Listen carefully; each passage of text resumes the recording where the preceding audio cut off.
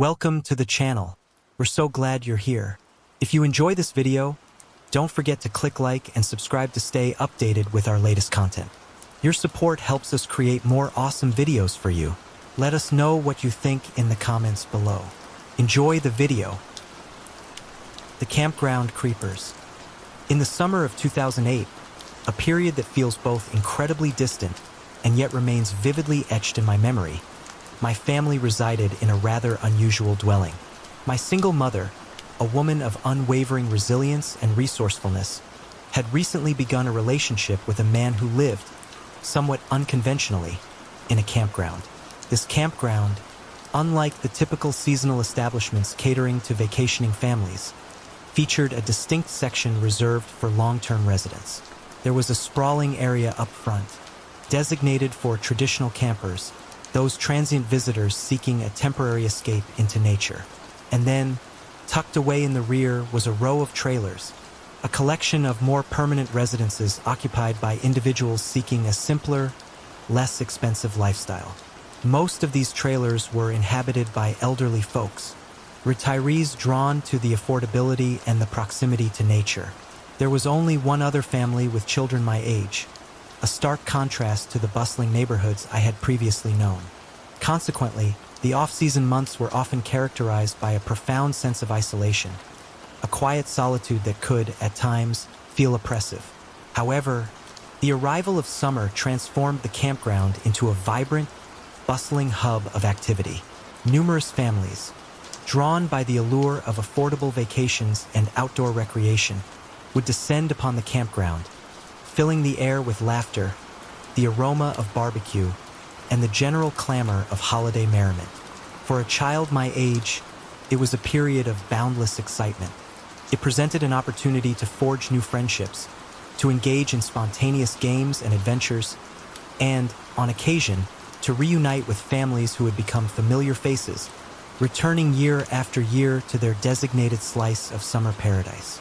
Summers in the campground were undeniably idyllic. There was a large, inviting swimming pool at the heart of the complex, a central gathering point for both children and adults. There was a spacious pavilion, a covered structure that hosted lively parties practically every evening, filled with music, dancing, and the convivial chatter of newfound friends. And, of course, there was the constant influx of new people, a steady stream of unfamiliar faces, each bringing with them their own unique stories and experiences. However, this very transience, this constant flow of strangers, understandably made my mother somewhat apprehensive. She instilled in me, with a firm yet loving hand, the importance of caution, reminding me that not all adults were benevolent, that some individuals might harbor intentions that were far from wholesome, particularly given the prevalence of alcohol consumption during these festive gatherings. Thankfully, throughout the 7 years I resided in that campground, I never encountered anyone who was overtly malicious, anyone who posed a genuine threat. There were, of course, a few oddballs, individuals whose behavior deviated from the norm, and more intoxicated individuals than I could possibly count. But the vast majority of people were either genuinely friendly or simply kept to themselves, content to enjoy their vacations without interfering with others.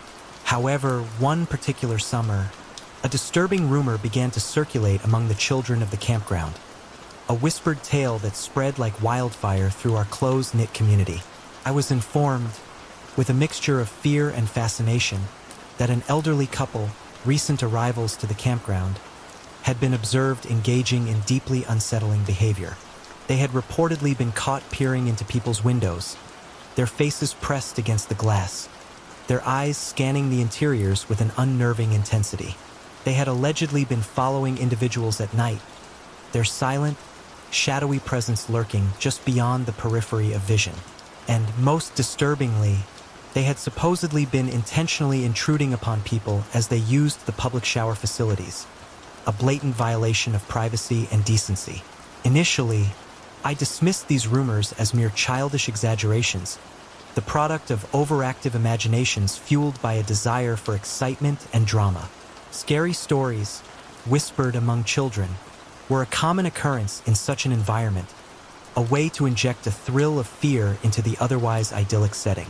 Furthermore, I had personally encountered no creepy elderly individuals, no evidence to substantiate these increasingly alarming claims.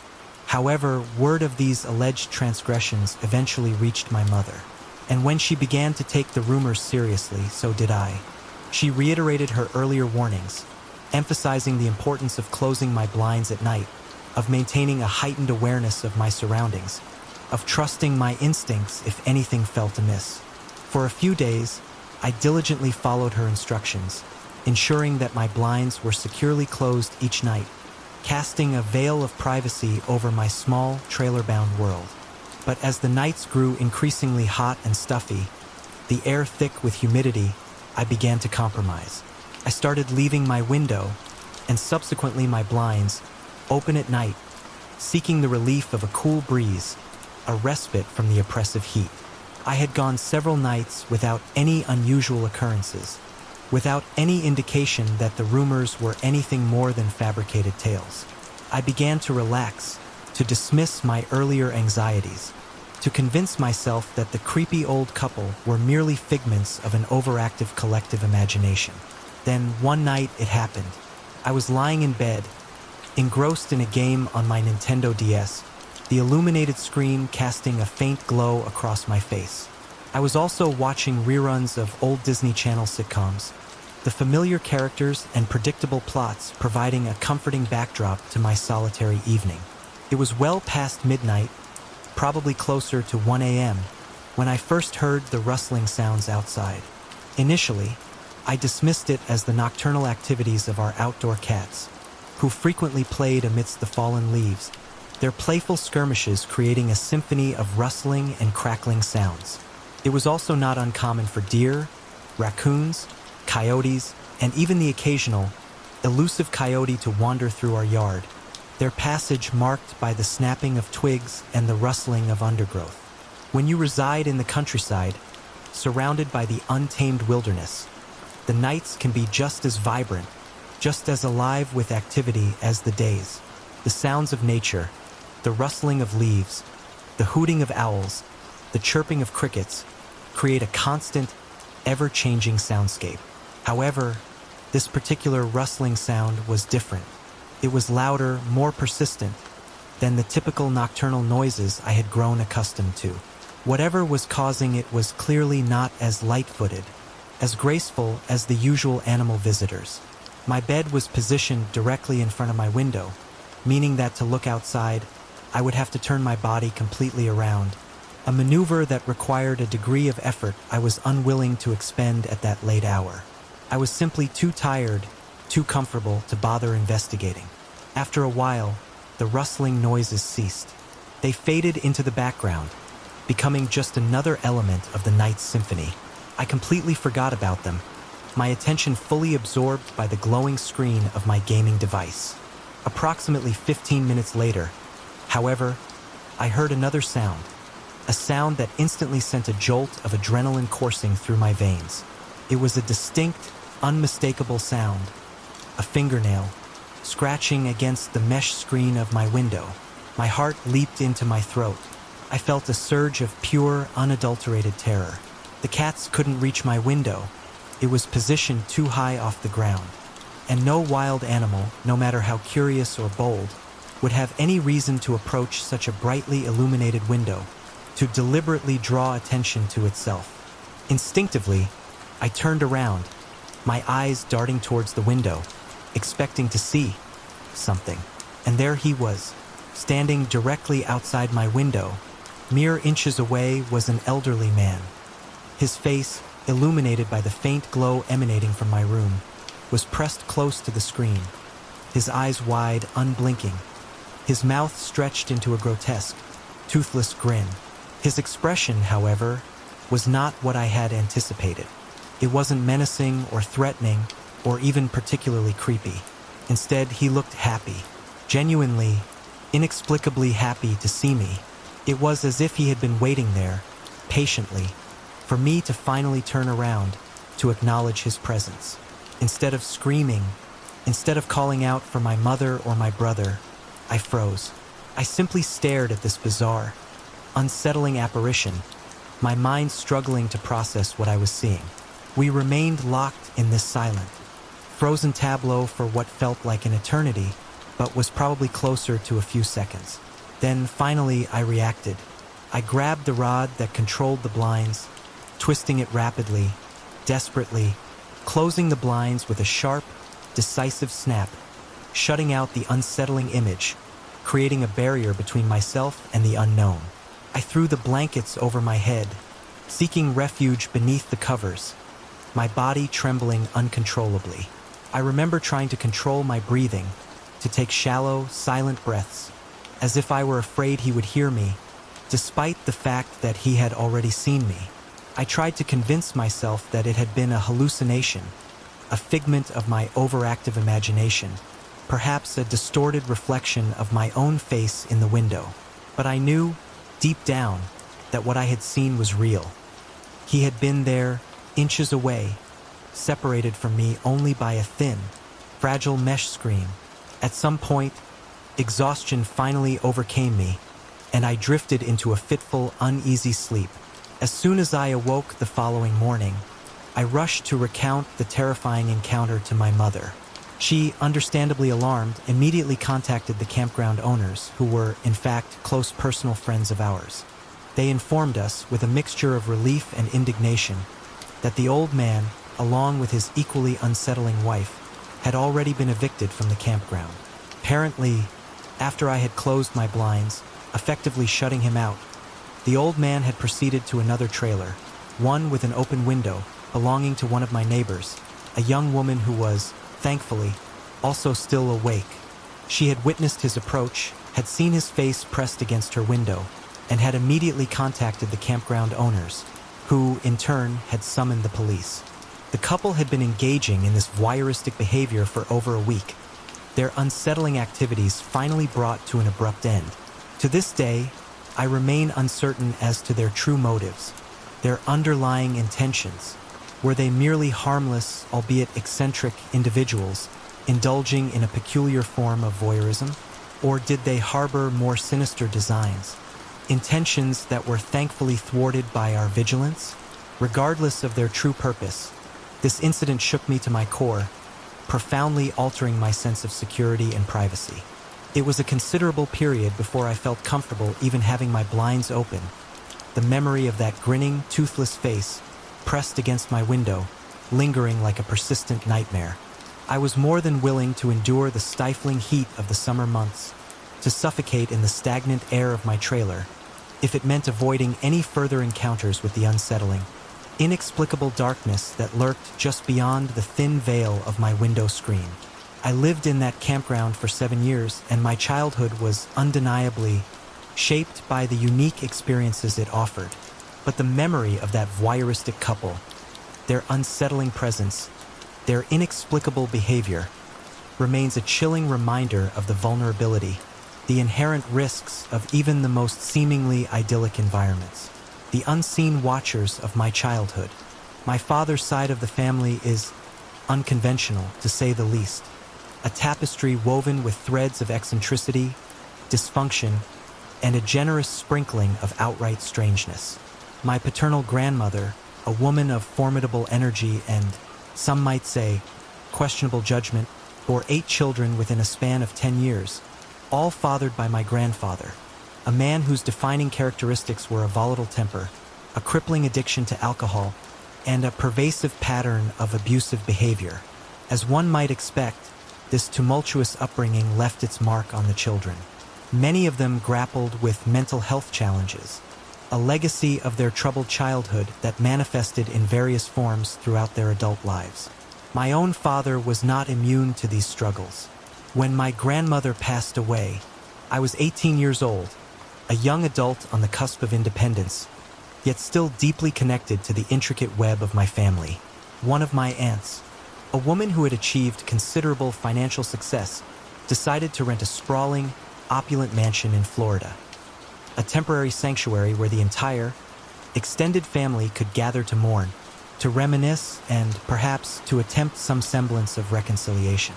This meant that all 8 of my grandmother's surviving children, their respective spouses, and their numerous offspring, along with one of my grandfather's illegitimate children, a testament to his philandering ways, and their family, were to converge upon this single, albeit enormous, residence. In total, between 25 and 30 individuals were crammed within the confines of this luxurious mansion, a veritable melting pot of personalities, histories, and unresolved conflicts.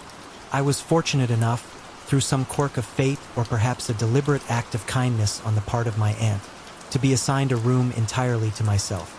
The floor plan of our particular level was such that there were 5 bedrooms arranged in a linear fashion, all connected by a shared balcony accessible through sliding glass doors in each room.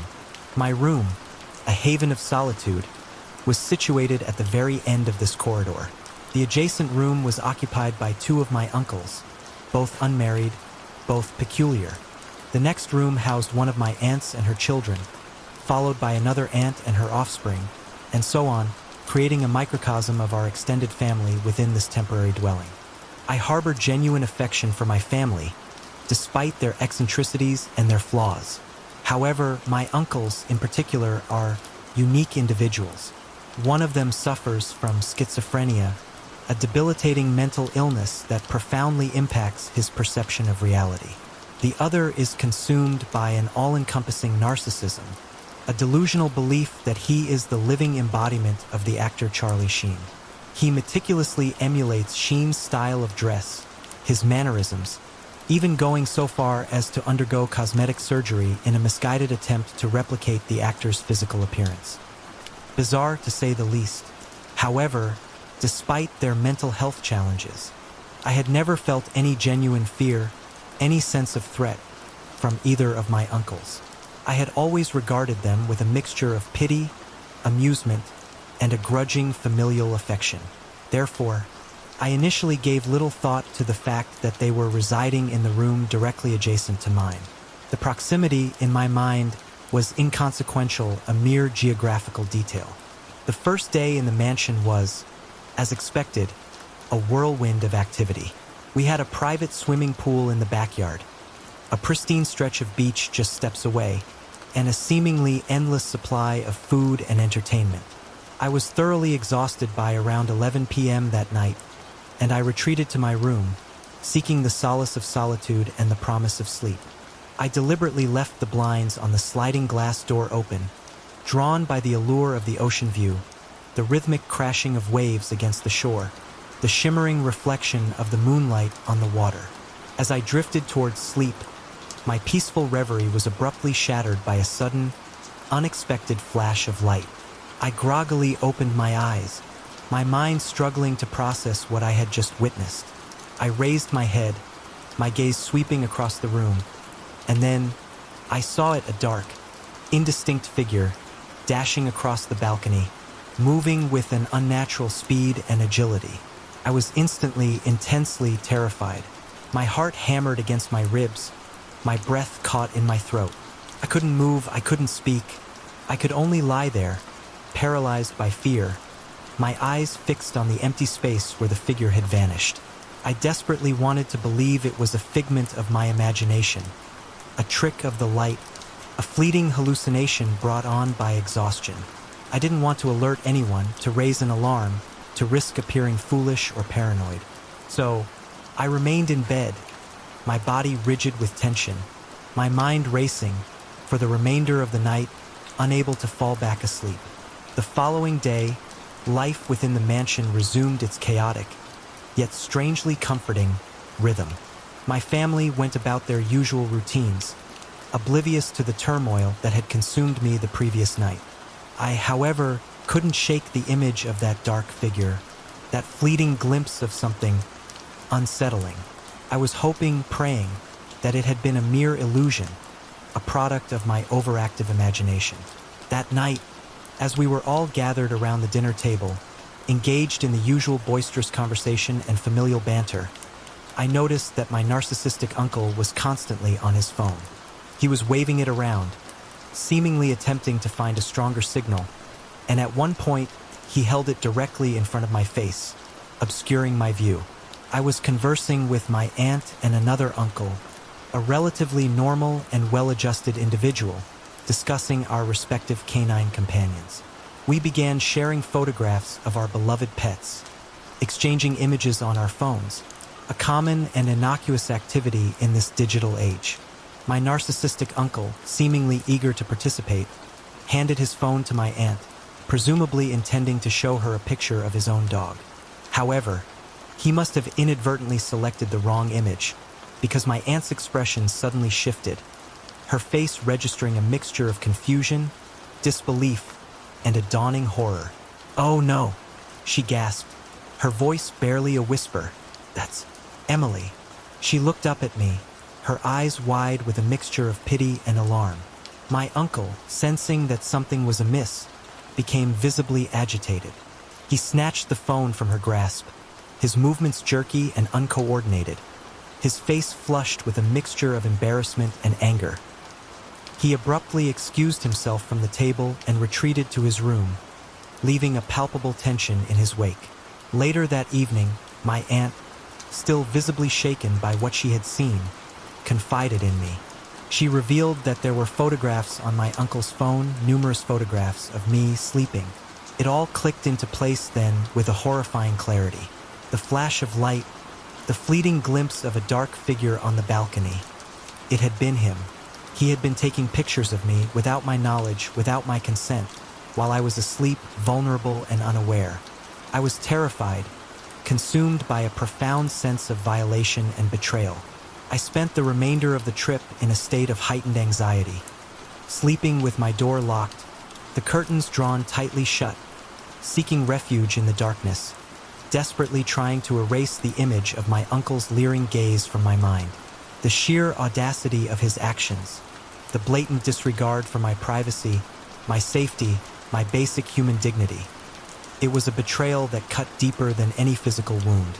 The fact that it was a member of my own family, someone I had, to some extent, trusted, only amplified the sense of horror and disbelief. The midnight broadcast. The moment the static cleared and that chilling voice echoed from my ham radio, I knew this wasn't going to be a typical night of solitary monitoring. What I didn't know was that I was about to become entangled in a desperate plea for help, broadcast from a place that shouldn't exist, a place shrouded in mystery and dread. My name is Alex Chen, and I'm a bit of a recluse, a self-proclaimed listener. I spend my nights in my isolated cabin, nestled deep in the Oregon woods, scanning the airwaves with my trusty ham radio. It's a solitary hobby, but it connects me to a world beyond my immediate surroundings, a world of distant voices and hidden signals. It was a cold, clear November night. The wind howled outside, rattling the windows of my cabin, but inside, it was warm and cozy, the wood-burning stove crackling merrily.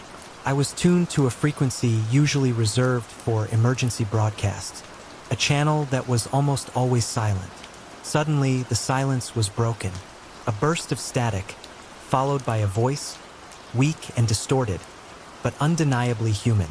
"Mayday, Mayday, this is KG7 requesting assistance." I leaned forward, my heart pounding. A Mayday call? On this frequency? That was highly unusual. Trapped? Can't. Location? Unknown. They're coming. The voice faded in and out, punctuated by bursts of static. It was a woman's voice, tinged with terror. I grabbed my microphone, my hand trembling. "This is W7LXR, receiving you, KG7. Please repeat your message. What is your location?" Silence. Then the voice again, even weaker this time. "Willowbrook, they call it. Willowbrook, but it's not on any map. Willowbrook? I'd never heard of it." I quickly searched online, but found nothing. No town, no village, no settlement by that name. At least not in Oregon. "Please help me there."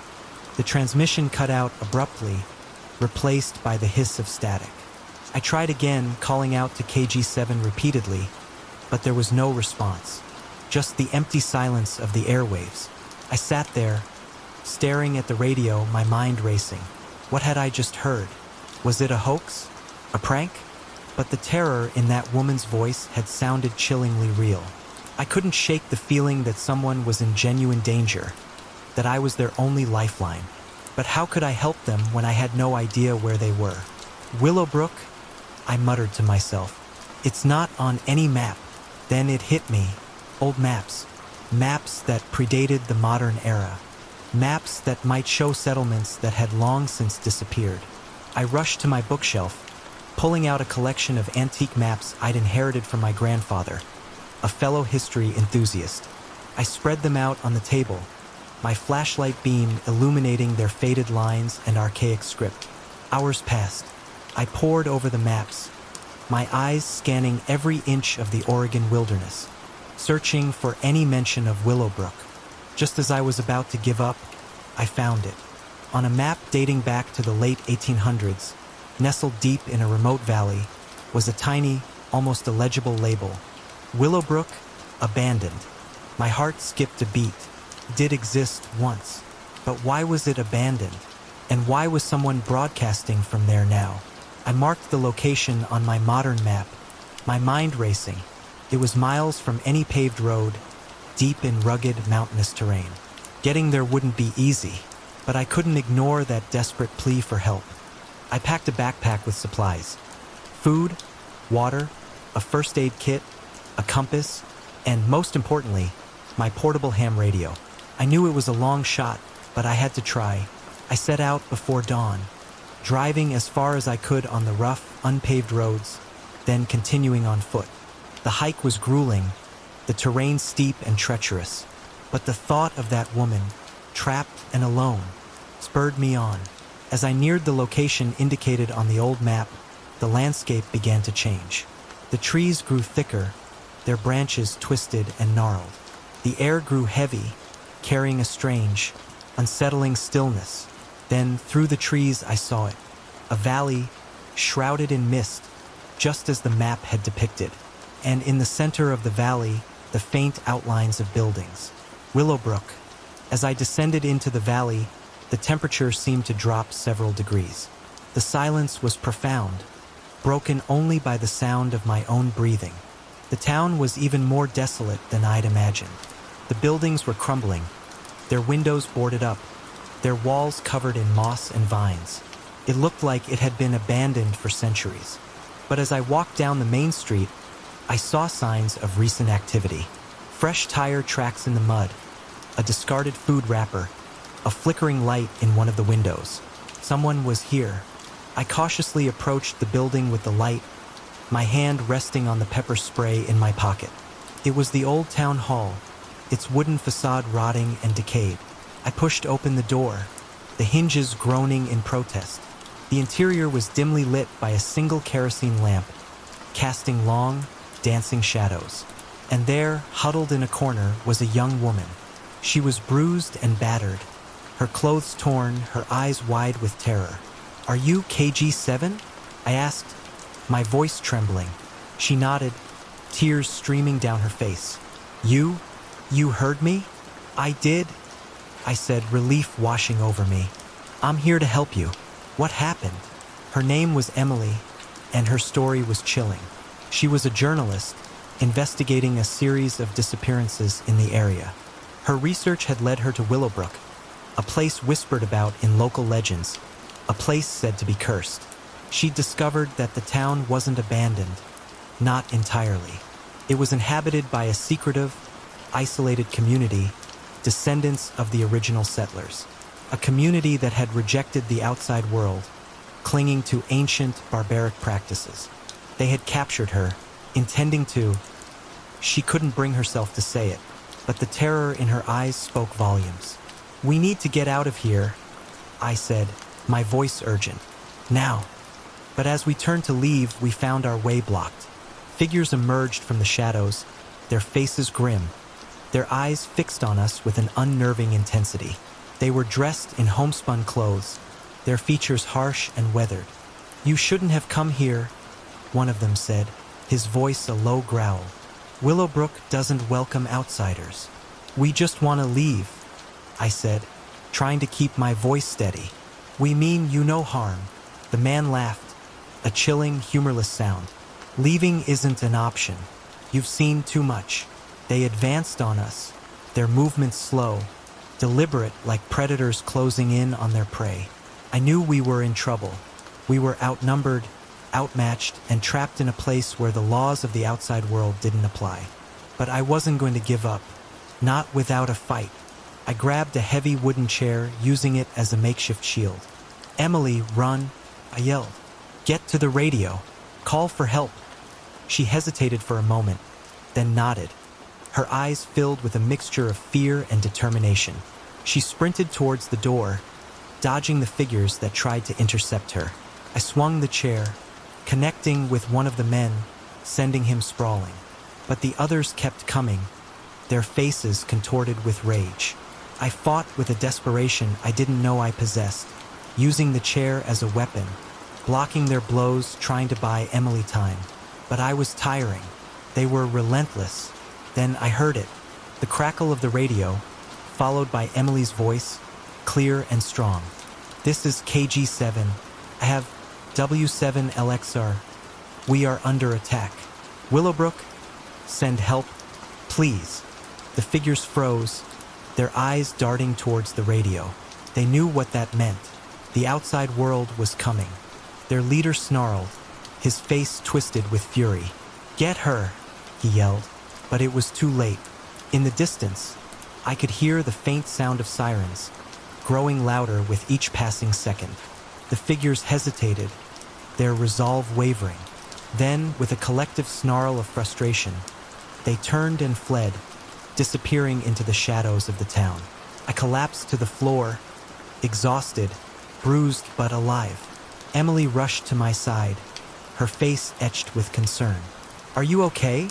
she asked, her voice trembling. "I'll live," I said, managing a weak smile. "Thanks to you." The police arrived soon after, followed by a team of paramedics. They secured the town, arresting the remaining inhabitants and tending to our injuries. As I was being loaded into the ambulance, I saw Emily talking to one of the officers, pointing towards the surrounding hills. I knew she was telling them about the disappearances, about the dark secrets of Willowbrook. The town would be investigated, its secrets exposed, its reign of terror brought to an end. As the ambulance pulled away, I looked back at Willowbrook, shrouded in the rising sun. It was still a place of shadows, a place of whispers, but now perhaps it could finally find peace. And I, the solitary listener, had played a part in bringing that peace about. I had heard a cry for help in the darkness, and I had answered it. And that, I realized, was a connection worth more than any distant voice on the airwaves. The night may have started out as just another lonely shift. However, it ended up being a moment in my life that I would remember forever. The missing boy and the window whisper. This is, without a doubt, the most bizarre, the most inexplicable, the most profoundly unsettling experience I have ever had. It occurred when I was 11 years old, a time of relative innocence, a time before the complexities and anxieties of adulthood had fully taken hold. A boy from my school, a classmate named Casper, yes, I kid you not, his name was Casper, like the friendly ghost of cartoon fame, went missing. He was a seemingly ordinary child, neither remarkably popular nor particularly ostracized. He appeared to have a normal social life, a circle of friends, a place within the intricate social hierarchy of our elementary school. I had engaged in a few casual conversations with him, brief exchanges during recess, the typical playground banter of children, but I wouldn't have characterized us as friends, not in any meaningful sense. We were merely acquaintances, two children who happened to occupy the same social space, the same educational institution. The news of his disappearance rippled through the school like an electric current, shocking and unsettling the entire student body. Rumors, wild speculations, and increasingly improbable theories circulated among us, whispered in hushed tones in the hallways, shouted across the playground during recess, debated with fervent intensity in the classrooms. Some claimed that his parents, driven to some unimaginable act of desperation, had murdered him. Others insisted that he had been kidnapped, snatched from his bed in the dead of night by some shadowy, malevolent figure. Still others believed that he had simply run away, seeking escape from some unknown, unspoken torment. It was an alarming, unsettling situation. The teachers, their faces etched with concern and a palpable sense of helplessness, scrambled to maintain order, to reassure us, to ensure our safety. They meticulously checked the school gates, ensuring that they were securely locked, creating a sense of fortified protection within the school grounds. Okay, now here's where the story takes a decidedly strange, a profoundly personal turn.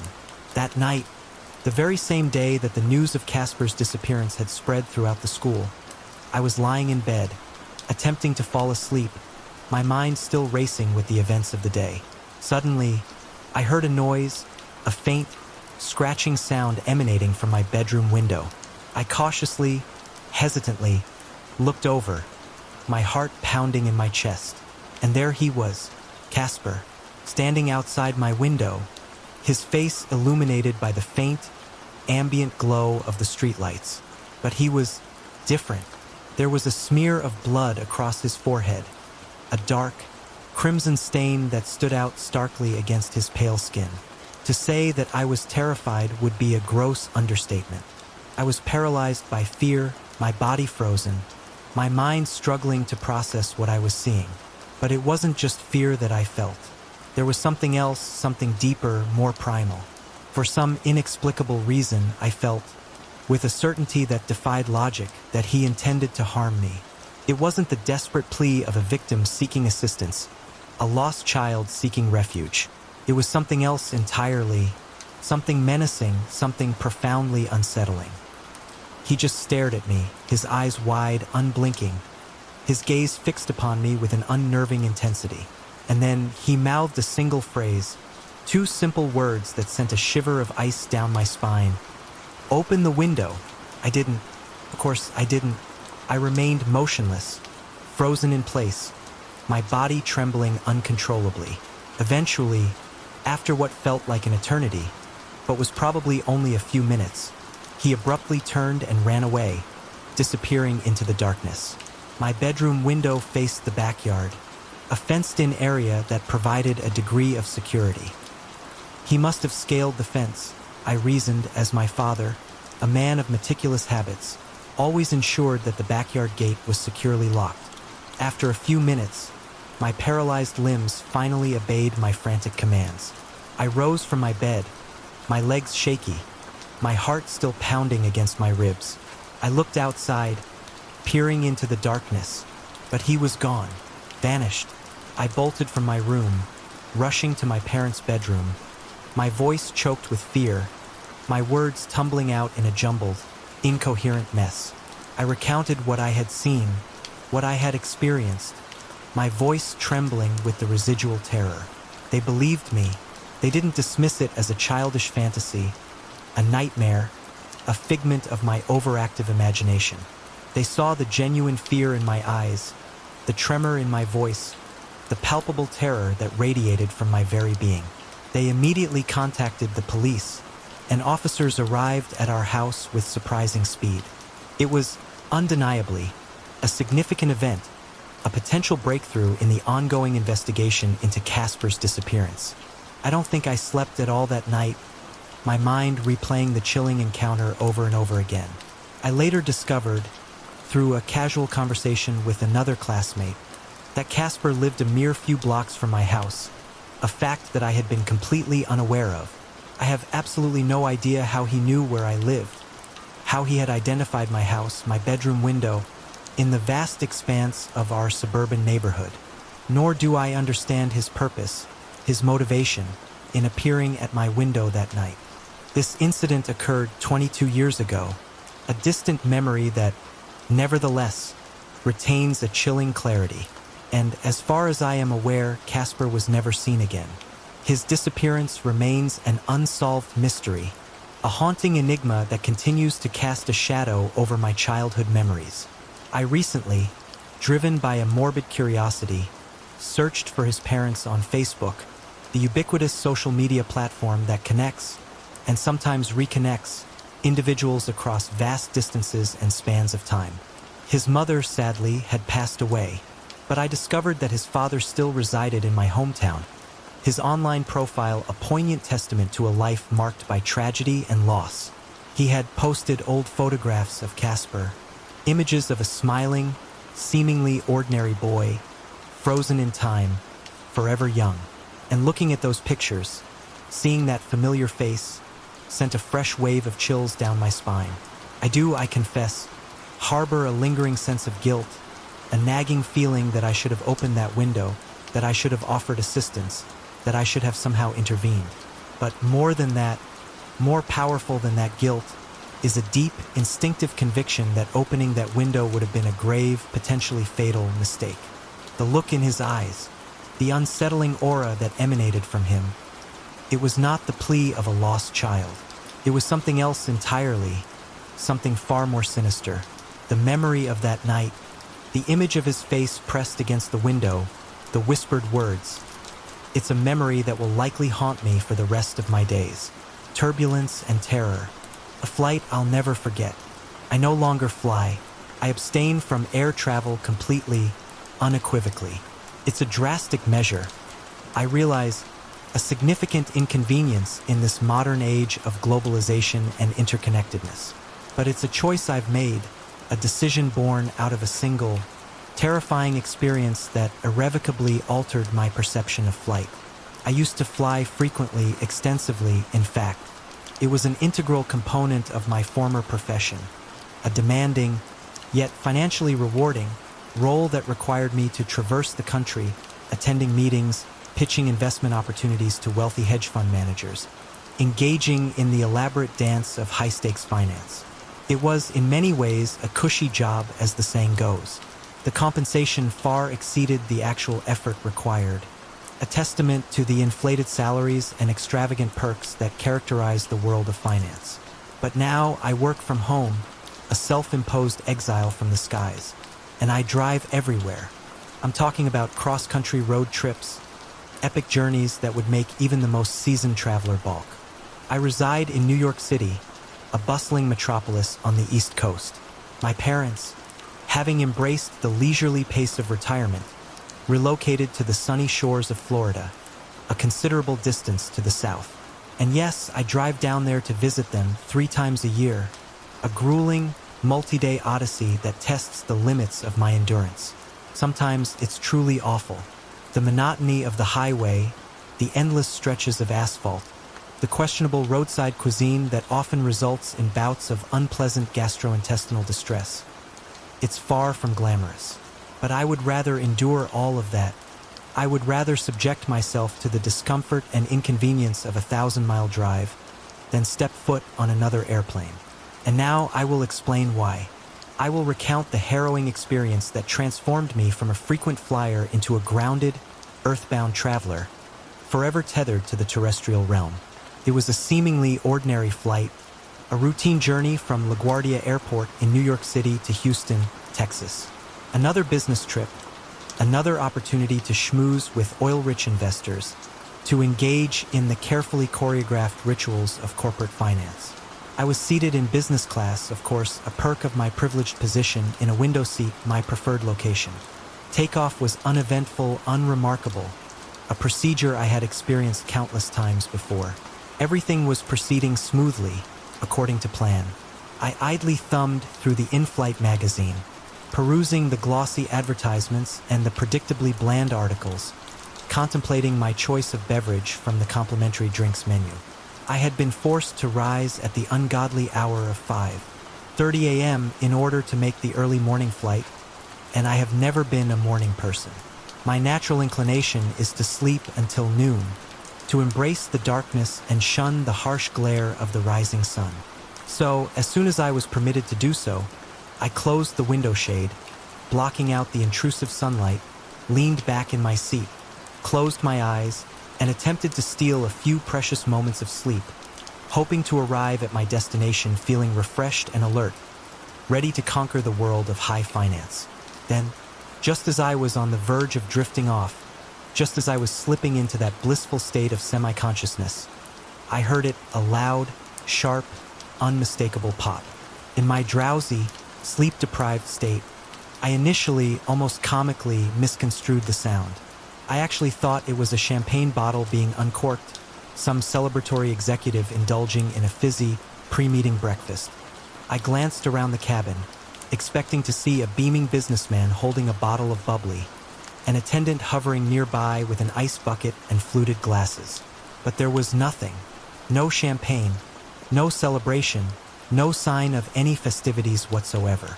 Then, a horrifying thought, a chilling premonition, crept into my mind, and, in a desperate attempt to quell my mounting anxiety, to dismiss my seemingly irrational fears, I slid open the window shade, my hand trembling slightly, and peered out at the plane's left-wing engine.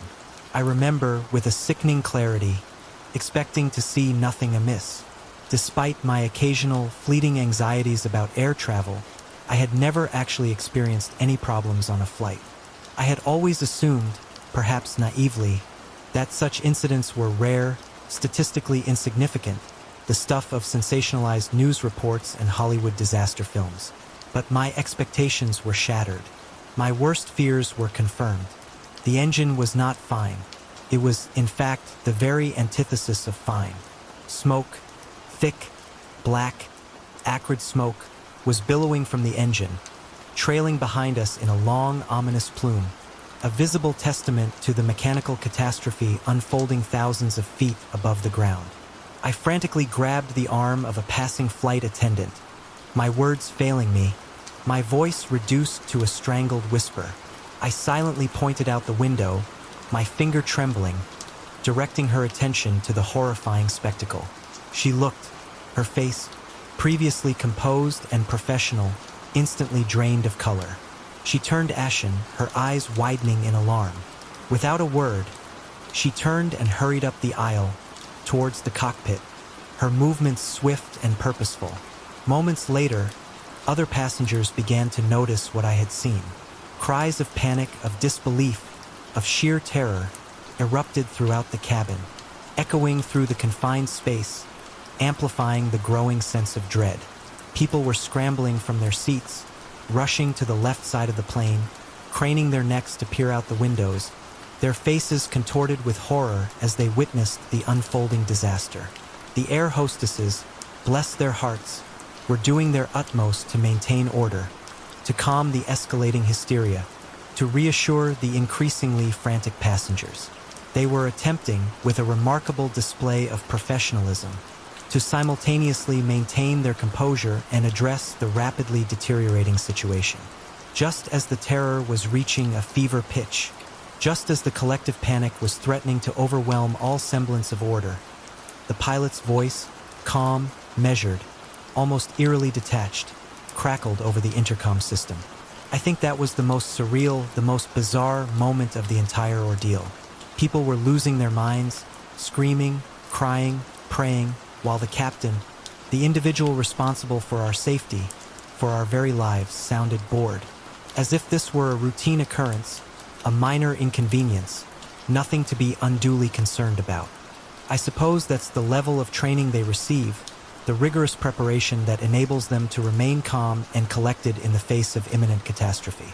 The captain informed us in that same, unnervingly calm tone that the plane would be making an emergency landing at the nearest airport, which at that point was an airport in Virginia. He instructed us to remain calm, to return to our seats, to fasten our seatbelts, and to follow the instructions of the flight crew. We actually landed, miraculously, without further incident. The landing was smooth, uneventful, almost anticlimactic given the preceding drama. The only remotely negative consequence of the entire ordeal was that I had to reschedule the investment meeting, a minor inconvenience considering the alternative.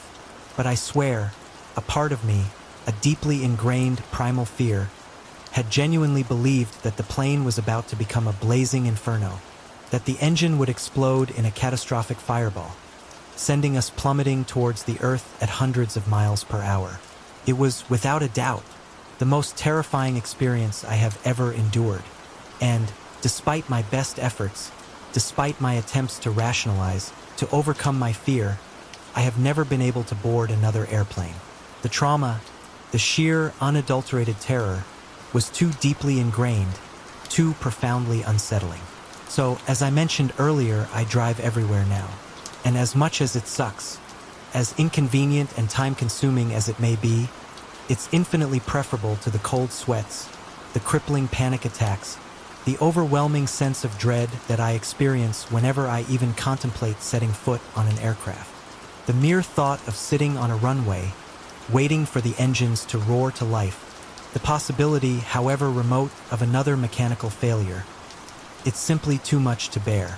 The open road, despite its own inherent risks, feels infinitely safer, infinitely more controllable than the unpredictable, uncontrollable realm of air travel.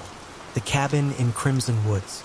The instant my boots crunched on the brittle, frost-covered leaves outside the cabin, I felt it, a palpable shift in the air, a sense of unease that settled heavy in my chest.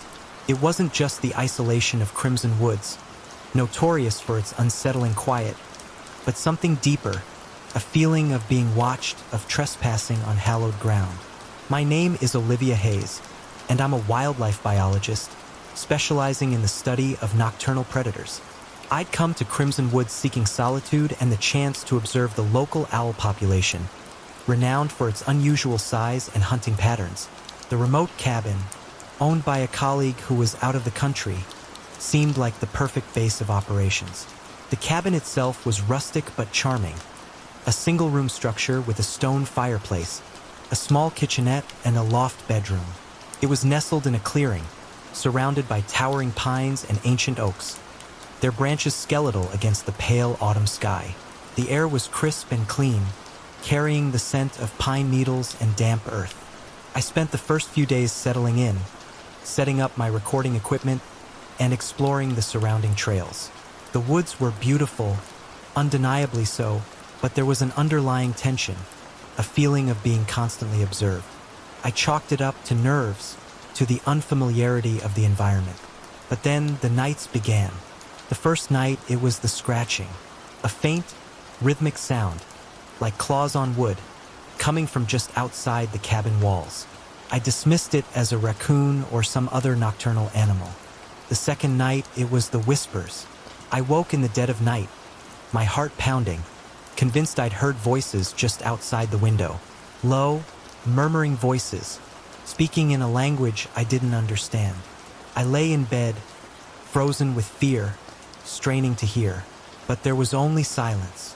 The third night, it was the eyes. I was sitting by the fireplace, reviewing my notes, when I felt that familiar prickling sensation on the back of my neck. I looked up, and there, staring in at me from the window, were 2 points of light, eyes glowing with an unnatural, amber luminescence. I froze, my breath caught in my throat. They were too large to be a deer's, too high off the ground to be a wolf's. And they were watching me with an unnerving intensity. I grabbed the heavy iron poker from beside the fireplace, my hand trembling. "Who's out there?" I called out, my voice wavering. The eyes didn't move. They just stared, unblinking. I backed away slowly, towards the center of the room, keeping my gaze fixed on the window. Then, as quickly as they had appeared, the eyes vanished. I didn't sleep that night. I sat by the fireplace, the poker clutched in my hand, listening to the silence of the woods, a silence that now felt heavy with menace. By morning, I was a nervous wreck. I considered packing up and leaving, abandoning my research, returning to the safety of civilization. But something held me back, a stubborn refusal to be driven away by fear, a scientist's curiosity to understand the unknown. I decided to investigate. I spent the day searching the area around the cabin, looking for any sign of what I'd seen. I found tracks, large and indistinct, unlike any animal I'd encountered before. And I found something else, something that sent a chill down my spine. Near the edge of the clearing, I discovered a small, crudely constructed altar. It was made of stones, piled high, and adorned with strange symbols, carved into the rock with a sharp object. And on top of the altar lay a scattering of bones. Small animal bones, mostly, but also something else. Something that looked disturbingly human. A wave of nausea washed over me. This wasn't just a wildlife issue. This was something far more sinister. I returned to the cabin, my mind racing. I needed to contact someone to report what I'd found, but my cell phone had no service this deep in the woods, and the cabin's landline, predictably, was dead. I was alone, cut off from the outside world, and surrounded by something unknown, something that watched me from the shadows. That night, the terror escalated. I barricaded the door with furniture, piled heavy objects against the windows, and lit every lamp and candle I could find. I sat in the center of the room, the poker clutched in my hand, my eyes darting around, searching for any sign of intrusion. The scratching returned, louder this time, more insistent.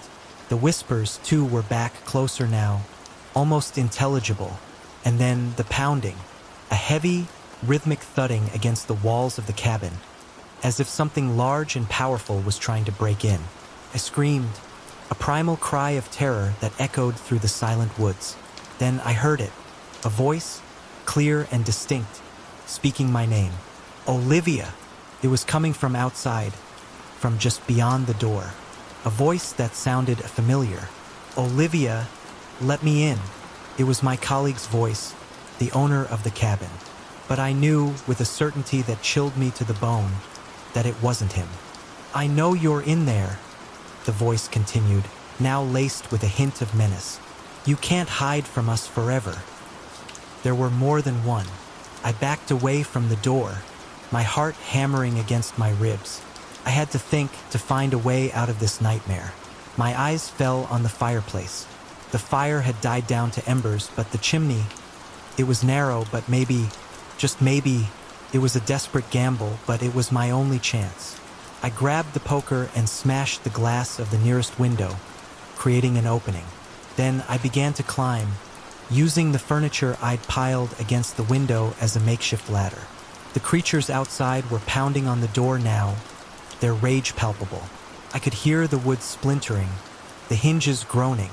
I reached the fireplace, ignoring the pain as the rough stones scraped against my skin. I squeezed into the narrow opening, pulling myself upwards, inch by agonizing inch. The chimney was dark and claustrophobic, the air thick with soot and ash, but I kept climbing, driven by the primal urge to survive. I heard the door burst open below me, followed by a chorus of inhuman growls. They were inside the cabin. I reached the top of the chimney, my lungs burning, my muscles screaming in protest. I pushed against the chimney cap, my hands slipping on the cold metal. Finally, with a desperate heave, the cap gave way, and I scrambled out onto the roof. The night air was cold and crisp, a welcome relief from the suffocating darkness of the chimney. I looked around, my eyes scanning the surrounding woods, and then I saw them, figures, emerging from the trees, their eyes glowing with that same unholy light. They were surrounding the cabin, their faces turned upwards, their mouths open in silent screams. They had been waiting for me. I knew I couldn't stay on the roof. I was exposed, vulnerable. I had to find another way down. My eyes fell on a large oak tree, its branches extending towards the cabin roof. It was a long shot, but it was my only option. I took a deep breath and jumped. I landed hard on a branch, the impact jarring my whole body. I clung on for dear life, my fingers slipping on the smooth bark. Below me, the creatures were howling, their frustration echoing through the night. I began to climb down, slowly, carefully, my muscles aching, my hands raw. The ground seemed miles away. Finally, with a final, desperate leap, I reached the ground. I landed awkwardly, twisting my ankle, but I didn't care. I was down. I was alive. I ran. I ran faster than I'd ever run in my life, not daring to look back, the howls of the creatures echoing in my ears. I don't know how long I ran or how far. I just kept moving, driven by pure adrenaline and the will to survive.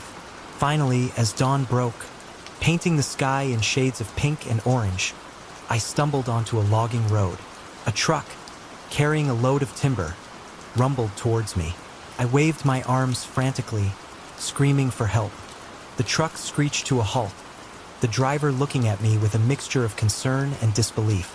I collapsed onto the side of the road, my body shaking, my mind reeling. I was safe, for now. The authorities were skeptical, of course. They searched the cabin, the woods, but found nothing.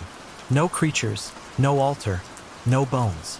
Just an empty cabin and a terrified woman with a wild story. They chalked it up to stress, to an overactive imagination. But I know what I saw. I know what I heard. I never went back to Crimson Woods. I changed my field of study, focusing on something less solitary, less prone to encounters with the unknown. But sometimes, on cold, clear nights, when the wind howls and the trees whisper, I still see those glowing eyes, staring at me from the darkness. And I remember the chilling voice, calling my name. And I know that somewhere, in the depths of those woods, something ancient and malevolent still lurks, waiting, the subterranean secret of the lake house. My mother's family, a sprawling, boisterous clan, has always placed a high value on togetherness, on the bonds of kinship that tie us together. Every summer, without fail, we would embark on a grand family vacation, a tradition meticulously orchestrated by my grandparents, who possessed both the financial means and the generous spirit to make it all possible. They would rent out a substantial vacation property, a temporary haven large enough to accommodate our entire, ever-expanding family. Sometimes it was a rustic, yet charming, lakeside cabin, nestled amidst towering pines and the shimmering expanse of water. Other times it was a luxurious, sprawling beachside mansion with panoramic ocean views and every conceivable amenity. The year in question, the year that would forever be etched in my memory with a chilling clarity. My grandparents chose a large, 4-story lakeside home, a veritable architectural marvel perched precariously on a steep, wooded hillside. It was a property brimming with luxurious features, a private dock extending out into the tranquil waters of the lake, a game room equipped with every imaginable form of entertainment, a state-of-the-art movie theater, a gourmet kitchen that would make any chef envious, and, most remarkably, a system of tubular slides that connected each floor, a whimsical addition that provided endless amusement for the younger members of the family. However, this idyllic retreat, this seemingly perfect setting for a carefree family vacation, would soon become the stage for one of the most terrifying, most profoundly unsettling experiences of my life. It was an encounter that would shatter my youthful innocence, exposing me to the darkness that can lurk beneath the surface of even the most seemingly benign environments. Before I delve into the heart of the narrative, it is essential that I provide a detailed description of the house's peculiar and ultimately crucial layout. As I mentioned, the structure was built upon a steep incline, a dramatic slope that descended towards the lake. The house itself was essentially constructed horizontally, jutting out from the hillside like a cantilevered extension. To support this unconventional design, a series of tall, sturdy stilts had been erected on the portion of the house that was not directly anchored to the hillside. These stilts, reaching down to the base of the hill, provided the necessary stability and structural integrity. Between these stilts, a brick enclosure had been constructed, creating a vast, cavernous space beneath the main living area of the house. This subterranean chamber, accessible only through a set of heavy, wooden cellar doors located on the lowest floor, was a dark, forbidding space. It was utterly devoid of any creature comforts. No insulation, no finished walls, just bare brick and a dirt floor, which was, in reality, merely the compacted earth of the hillside. It was a haven for spiders, rodents, and various other unwelcome denizens of the underworld. The homeowners, from whom we were renting the property, had explicitly and repeatedly cautioned us against venturing into this area. They explained that it was a significant drop from the cellar doors to the floor below, a distance of approximately 10 feet. And crucially, there was no ladder, no staircase, no means of ascending back to the safety of the house. Anyone foolish enough to descend into this pit would find themselves effectively imprisoned, trapped in a tall, dark, concrete-lined hole, with no hope of escape without external assistance. Now, back to the unfolding events of that fateful vacation. After the initial excitement of arrival, the unpacking of suitcases, the exploration of the house's numerous amenities, and the exchange of familial greetings, the adults of the group, which, by virtue of my age, 17 at the time, included me, decided to engage in a game of sardines, a variation on the classic hide and seek. The rules of sardines are simple, yet inherently conducive to both amusement and, as it would turn out, potential terror. One person is designated as the hider, tasked with concealing themselves somewhere within the confines of the house. The remaining individuals become the seekers, their objective being to locate the hidden person. However, unlike traditional hide and seek, when a seeker discovers the hider, they do not announce their find. Instead, they silently, discreetly, join the hider in their chosen hiding spot, gradually increasing the number of people crammed into the increasingly confined space. This continues until only one seeker remains, left to wander the house alone, increasingly frustrated and bewildered. To heighten the suspense, and to amplify the potential for both hilarity and fear, all the lights within the house were extinguished, plunging the interior into complete darkness. The hider was granted a 1-minute head start, a brief window of opportunity to find the perfect, most impenetrable hiding place. My Uncle Michael, a man known for his playful spirit and his competitive nature, was chosen as the first hider. He relished the challenge, a mischievous glint in his eyes as the lights were switched off, leaving us enveloped in an inky blackness. After the designated minute had elapsed, the hunt began. My brother, Daniel, my various aunts and uncles, and I systematically searched the upper floors, our movements slow and cautious, our voices hushed to whispers. We peered under furniture, explored closets, investigated behind curtains, our hands outstretched, groping blindly in the darkness. 15 minutes passed, and still, no one had located Uncle Michael. He had, it seemed, vanished into thin air. A growing sense of frustration began to permeate the group, mingled with a grudging admiration for his apparent hiding prowess. It was then, in that moment of collective bewilderment, that a thought, a rather unsettling idea, began to take root in my mind. I initially dismissed it as absurd, as a product of my overactive imagination. But it persisted, nagging at the edges of my consciousness, refusing to be ignored. The cellar doors, that dark, forbidding space beneath the house, the place we had been explicitly warned to avoid. I reasoned that Uncle Michael, in his quest to find the ultimate hiding place, might have disregarded the homeowner's warnings, might have been tempted by the very inaccessibility, the inherent danger of that subterranean chamber. It was, after all, the last place anyone would think to look. Driven by a youthful desire to impress my older relatives, to demonstrate my resourcefulness and my bravery, I decided to investigate.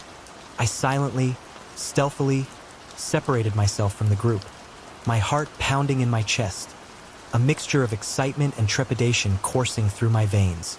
I descended the 2 flights of stairs that led to the lowest level of the house, the location of the ominous cellar doors. As I approached them, I found myself trembling, not with anticipation, but with a profound, visceral fear. The doors, in the dim, ambient light filtering from the upper floors, seemed to exude an aura of menace, a palpable sense of foreboding. I reached out, my hand hovering over the cold, metal handles. And then I heard it, a sound emanating from within the chamber, a muffled scuffling, accompanied by a low, guttural giggling. It was this sound, this unsettling, inhuman laughter, that solidified my conviction. I was certain, absolutely certain, that I had found my uncle's hiding place. My fear momentarily gave way to a surge of adrenaline-fueled excitement. I was about to be the hero, the triumphant discoverer, the one who had outsmarted them all. I flung open the cellar doors, revealing the dark, gaping abyss below, a seemingly bottomless pit of blackness. I leaned over the edge, peering into the void, and whispered down, my voice trembling slightly, "Uncle Michael, I found you. I'm coming down." The laughter continued, growing louder, closer, accompanied by the distinct sound of shifting feet, of someone, something, moving towards me in the darkness. It was a sound utterly devoid of mirth, a chilling, unsettling sound that sent shivers down my spine. Driven by a reckless, youthful bravado, I began to lower myself into the hole, clinging to the edge of the cellar door frame, my legs dangling precariously in the empty space below. I could feel the cool, damp air rising from the depths, carrying with it a faint, unpleasant odor. As I descended further, my eyes gradually adjusting to the darkness, I could begin to make out a vague, indistinct shape in the gloom below. It was human-like but distorted, unsettling. The posture was hunched, almost animalistic, the arms unnaturally long and thin, dangling limply at its sides. And then I smelled it, a stench, a putrid, overwhelming odor that assaulted my nostrils, causing me to gag involuntarily. It was the smell of decay, of something rotten, something profoundly unclean. It was in that moment, suspended between the relative safety of the house and the unknown horrors of the pit below, that I heard my Aunt Clara's voice calling my name from the upper floors. "Emily!" she shouted, her voice echoing through the silent house. "We found him. We found Uncle Michael. You're the last one." My mind, initially slow to process the implications of her words, finally registered the horrifying truth. The laughter, the stench, the unsettling shape in the darkness. It wasn't Uncle Michael. It was something else, something wrong. The fear that gripped me then was unlike anything I had ever experienced, a primal, instinctive terror that bypassed all rational thought. Without a moment's hesitation, I hauled myself back up, scrambling out of the hole with a desperate, frantic energy, my muscles screaming in protest. I fled towards the sound of my aunt's voice, screaming for help, my words a jumbled, incoherent mess of terror and disbelief. I babbled about a man beneath the house, a terrifying presence lurking in the darkness, a creature that defied description. My aunt, initially confused by my outburst, quickly grasped the gravity of the situation when she, too, heard the unsettling laughter emanating from the cellar. She immediately contacted the police, relaying my frantic description of the intruder, while simultaneously summoning my uncles, her voice a mixture of fear and steely determination. Due to our remote, isolated location, it took the police what felt like an eternity to arrive, but was probably closer to 25 minutes. Each passing second felt like an hour, my anxiety escalating with every tick of the clock. When they finally arrived, it was a scene of controlled chaos. Flashing red and blue lights illuminated the night, casting eerie shadows across the surrounding landscape. But what truly unnerved me, what sent a fresh wave of chills down my spine, was the arrival of a full SWAT team, a dozen heavily armed officers, their faces grim, their movements precise and purposeful. They swarmed into the house, their presence both reassuring and terrifying. It seemed an excessive, almost disproportionate response to what I had initially perceived as a mere homeless man, a mentally unstable individual seeking shelter. Within minutes, they emerged from the cellar, escorting a disheveled, emaciated figure in handcuffs. He was an older man, his clothes tattered and filthy, his hair matted and unkempt, his eyes wild and unfocused. He looked lost, broken, utterly defeated. It wasn't until later, after the immediate crisis had subsided, after the adrenaline had begun to fade, that I learned the full, horrifying extent of the story. The man they had apprehended was indeed mentally ill, suffering from severe delusions and a profound disconnect from reality. But he was also a wanted man, a fugitive from justice. He had a warrant out for his arrest for the brutal mutilation of his ex-wife, a crime of unimaginable violence and depravity. The putrid stench that had assaulted my nostrils, the odor that had triggered my initial revulsion, was the result of his own excrement. He had been living, or rather existing, in that subterranean chamber for several days, trapped in his own filth, his own madness. He claimed that he had initially entered the cellar to evade police pursuit, seeking refuge in the darkness, only to become hopelessly lost and disoriented, unable to find his way back out. He had been surviving on scraps of food he had managed to scavenge, drinking rainwater that had seeped through the cracks in the brick walls. It has been several years since that terrifying night, and the intensity of the memory has, thankfully, begun to fade. But it still lingers, a chilling reminder of the darkness that can lurk beneath the surface of seemingly ordinary lives, the potential for violence and depravity that can exist within the human psyche. There are still nights when I lie awake, my mind replaying the events of that evening, consumed by a profound sense of gratitude that I did not, in my youthful naivete, release my grip on that cellar door ledge. The what-ifs continue to haunt me, a constant, unsettling presence. What if I had dropped down into the pit? What if I had been unable to climb back out? What if he had attacked me, overpowered me, subjected me to the same unspeakable horrors he had inflicted upon his ex-wife? The thought is unbearable, unimaginable, and yet it persists, a chilling testament to the fragility of life, the precariousness of safety, the ever-present potential for darkness to intrude upon even the most seemingly idyllic of settings. The memory serves as a constant reminder to trust my instincts, to heed the warnings, both spoken and unspoken, that surround us, to never underestimate the capacity for human depravity. The Junkie and the Guardian Angel. This story, while it happened a long time ago, when I was a mere sprout of 4 or 5 years old, and I'm now a teenager of 15, remains remarkably vivid in my memory. It's a story that, upon reflection, reveals a naivete on my part, a childlike innocence that, thankfully, was protected by the intervention of a stranger. Looking back, the red flags, the warning signs were glaringly obvious, but to my young, untainted mind, they were simply invisible. The entire unsettling episode unfolded within the bustling, brightly lit confines of a shopping mall, a place of commerce and crowds, a place where one would typically feel safe, secure, surrounded by the comforting presence of hundreds of other people. I had accompanied my mother on a shopping excursion, a girls' day out, as she affectionately called it. At some point during our shopping trip, I became separated from my mother. It's a common occurrence, a scenario that likely resonates with many people: the momentary panic of a lost child, the overwhelming disorientation of being surrounded by a sea of unfamiliar faces. So far, no cause for alarm, no reason to suspect anything out of the ordinary.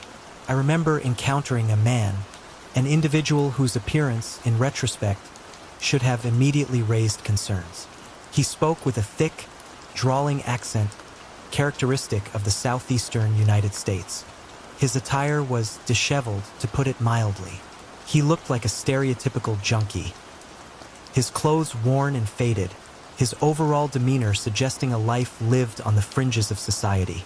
But, in my 5-year-old mind, he appeared perfectly normal, just another face in the bustling crowd.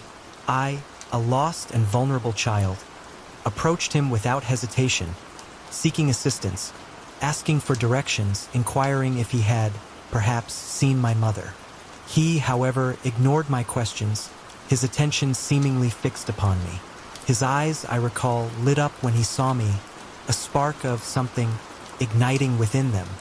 He immediately began showering me with compliments, a barrage of flattering words that, in retrospect, were deeply inappropriate, unsettlingly so, for a grown man to direct towards a 5-year-old girl.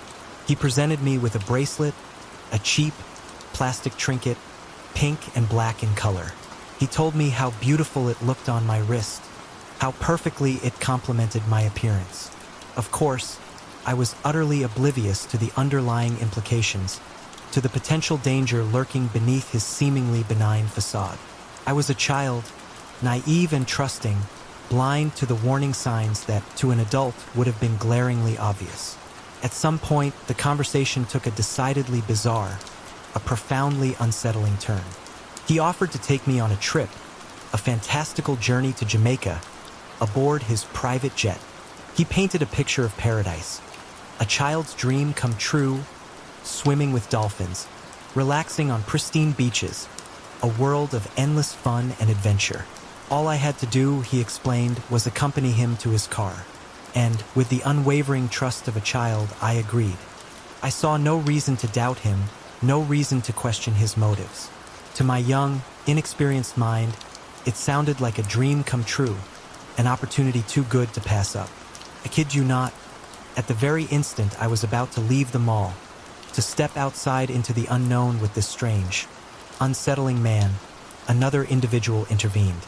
A man, dressed in a sharp, professional suit and tie, appeared seemingly out of nowhere, stopping us dead in our tracks. He addressed the man, his voice firm and authoritative, inquiring about his intentions, demanding to know where he was taking a 5-year-old girl. It was, I believe, immediately apparent to this observant stranger that we were not related, that there was something fundamentally wrong with the situation. The man, the junkie as I now perceived him, responded with that same thick southeastern drawl, claiming that I was his daughter's child, his granddaughter, and that he was merely taking me home. It was a blatant lie, a transparent fabrication that crumbled under the slightest scrutiny. The man in the suit, undeterred, turned his attention to me, asking in a gentle, reassuring tone where my mother was. I informed him that she was still inside the mall, somewhere amidst the throngs of shoppers. From that point forward, a heated argument ensued between the two men, a verbal confrontation that I only partially understood. I recall snippets of raised voices, accusations, and denials. A tense exchange that left me feeling increasingly anxious and confused. Ultimately, I ended up accompanying the man in the suit, leaving the junkie behind, his face contorted with anger, cursing and shouting obscenities. We proceeded to the mall's information desk, where, to my immense relief, we found my mother. She was frantic, her face pale with worry, her eyes scanning the crowd desperately. She had, by this point, clearly realized that I was missing, that I had vanished from her sight.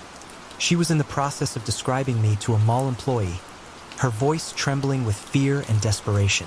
When she saw me, standing beside this unfamiliar man in a suit, her relief was palpable. She rushed towards me, scooping me up in her arms, hugging me tightly, her embrace a mixture of gratitude and lingering fear.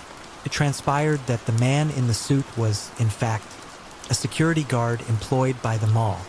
He had observed the interaction between me and the junkie, had recognized the inherent wrongness of the situation, and had intervened, potentially averting a tragedy. This story, while undeniably unsettling, is a testament to the power of observation, the importance of trusting one's instincts, and the profound impact that a single act of kindness of intervention can have. To that security guard, that anonymous guardian angel who recognized the danger and acted decisively, I owe an immeasurable debt of gratitude. Thank you, from the bottom of my heart. The lighthouse keeper's secret. The moment I stepped off the ferry onto the jagged, windswept shores of Sentinel Island, a feeling of isolation, profound and absolute, enveloped me. The towering lighthouse, a solitary sentinel against the churning gray sea, seemed less a beacon of hope and more a monument to loneliness. Little did I know, I was about to become entangled in a mystery as old and unforgiving as the ocean itself. My name is Elias Thorne, and I'm a historian, drawn to forgotten places and untold stories. I'd come to Sentinel Island to research the life of its last lighthouse keeper, a reclusive man named Arthur Blackwood, who had vanished without a trace over 50 years ago. The island, a small, uninhabited speck of land off the coast of Maine, was accessible only by a twice-weekly ferry, a service primarily used by the occasional curious tourist or the even rarer researcher like myself. The lighthouse itself was an imposing structure, built of granite blocks that had weathered countless storms. It stood on a rocky promontory, its white tower reaching towards the sky like a defiant fist. The attached keeper's cottage, where I would be staying for the next 2 weeks, was a sturdy, 2-story building, its windows offering panoramic views of the turbulent Atlantic. The ferry captain, a grizzled old man named Captain Hemlock, handed me a heavy iron key. "That's for the cottage and the lighthouse itself," he said, his voice rough as barnacles. "Supplies are in the pantry. Radio's in the living room if you need to reach the mainland. But reception's spotty, especially in bad weather." "Thanks," I said, accepting the key. "Anything else I should know?" Captain Hemlock hesitated, his eyes scanning the desolate landscape. "Just stay out of the caves," he said, his voice low, "and lock your doors at night. This island, it has its secrets." With that ominous warning, he turned and headed back to his boat, leaving me alone on the windswept shore. I spent the first day settling into the cottage, unpacking my supplies, and exploring the immediate surroundings. The island was small, barely a mile across, its interior a tangle of scrub brush and stunted trees. The only structure besides the lighthouse and cottage was a small, crumbling shed, its purpose long forgotten. The silence was the most striking feature of the island, a silence broken only by the relentless crash of waves against the rocks and the mournful cry of gulls overhead. It was a silence that pressed in on you, that made you acutely aware of your own solitude. That evening, I began my research, poring over the boxes of documents I'd brought with me. Old newspaper clippings, historical society records, and, most importantly, Arthur Blackwood's personal journals. Blackwood, it turned out, was a complex and enigmatic figure. He'd served as the lighthouse keeper for over 30 years, a solitary life broken only by occasional visits from supply boats. He was a keen observer of nature, a meticulous record keeper, and, judging by his journals, a man increasingly haunted by something he couldn't quite define. His early entries were filled with detailed descriptions of the island's flora and fauna, the changing weather patterns, the endless rhythm of the sea. But as the years passed, a note of unease crept into his writing. He wrote of strange lights in the sky, of unsettling sounds coming from the ocean depths, of a growing sense of being watched. His final entry, dated just days before his disappearance, was chilling. "The whispers grow louder. They call to me from the caves, from the sea. I fear I am losing my grip on reality. I see things that cannot be. The light, it is no longer a comfort. It is a beacon drawing them closer. I pray for deliverance, but I fear it is too late." I closed the journal, my heart pounding. What had Blackwood seen? What had driven him to madness or worse? That night, I understood. I was awakened by a sound, a low, rhythmic chanting coming from somewhere outside. It was unlike anything I'd ever heard before, a guttural, unsettling sound that seemed to vibrate in the very air around me. I crept to the window, my heart hammering against my ribs. The moon, a sliver of silver in the inky sky, cast an eerie glow over the island. And there, on the beach below, I saw them, figures, tall and gaunt, their forms indistinct in the darkness. They were gathered around a bonfire, their arms raised towards the sky, their voices chanting in that strange, unearthly tongue. I watched, frozen with terror, as they performed some sort of ritual, their movements jerky and unnatural. Then, as the chanting reached a crescendo, I saw something emerge from the sea, a shape large and indistinct, rising from the waves like some ancient, forgotten god. It was too dark to make out any details, but I could sense its power, its immensity. The figures on the beach bowed down before it, their chanting growing even more frenzied. Then, as quickly as it had appeared, the shape submerged, disappearing beneath the waves. The chanting ceased, and the figures dispersed, vanishing into the shadows. I stumbled back from the window, my legs shaking, my mind reeling. What had I just witnessed? Was it a hallucination, a product of my overactive imagination? Or had I stumbled upon something truly terrifying, something that defied rational explanation? I spent the rest of the night huddled in bed, the covers pulled tight around me, listening to the relentless crash of waves against the rocks. Sleep was impossible. The next morning, I tried to convince myself it had all been a dream, a nightmare brought on by Blackwood's unsettling journals and the isolation of the island. but deep down I knew it was real. I decided to investigate. I remembered Captain Hemlock's warning, stay out of the caves. But I also remembered Blackwood's final journal entry, they call to me from the caves. The caves, that's where the answers lay. I spent the day searching the island, my eyes scanning the rocky coastline. Finally, near the northern tip of the island, I found them. A series of dark, gaping openings in the cliff face, hidden from view by a tangle of scrub brush. The air around the caves felt colder, the silence deeper. I hesitated, my heart pounding. Every instinct screamed at me to turn back, to leave this place and its secrets undisturbed. But I couldn't. I had to know. I took a deep breath, switched on my flashlight, and entered the largest of the caves. The interior was damp and cold, the air thick with the smell of salt and something else, something ancient and foul. The beam of my flashlight illuminated walls covered in strange, intricate carvings, unlike anything I'd ever seen before. I moved deeper into the cave, my footsteps echoing in the silence. The carvings became more elaborate, more disturbing. They depicted grotesque creatures, half human, half fish, engaged in bizarre, ritualistic acts. Then I saw it.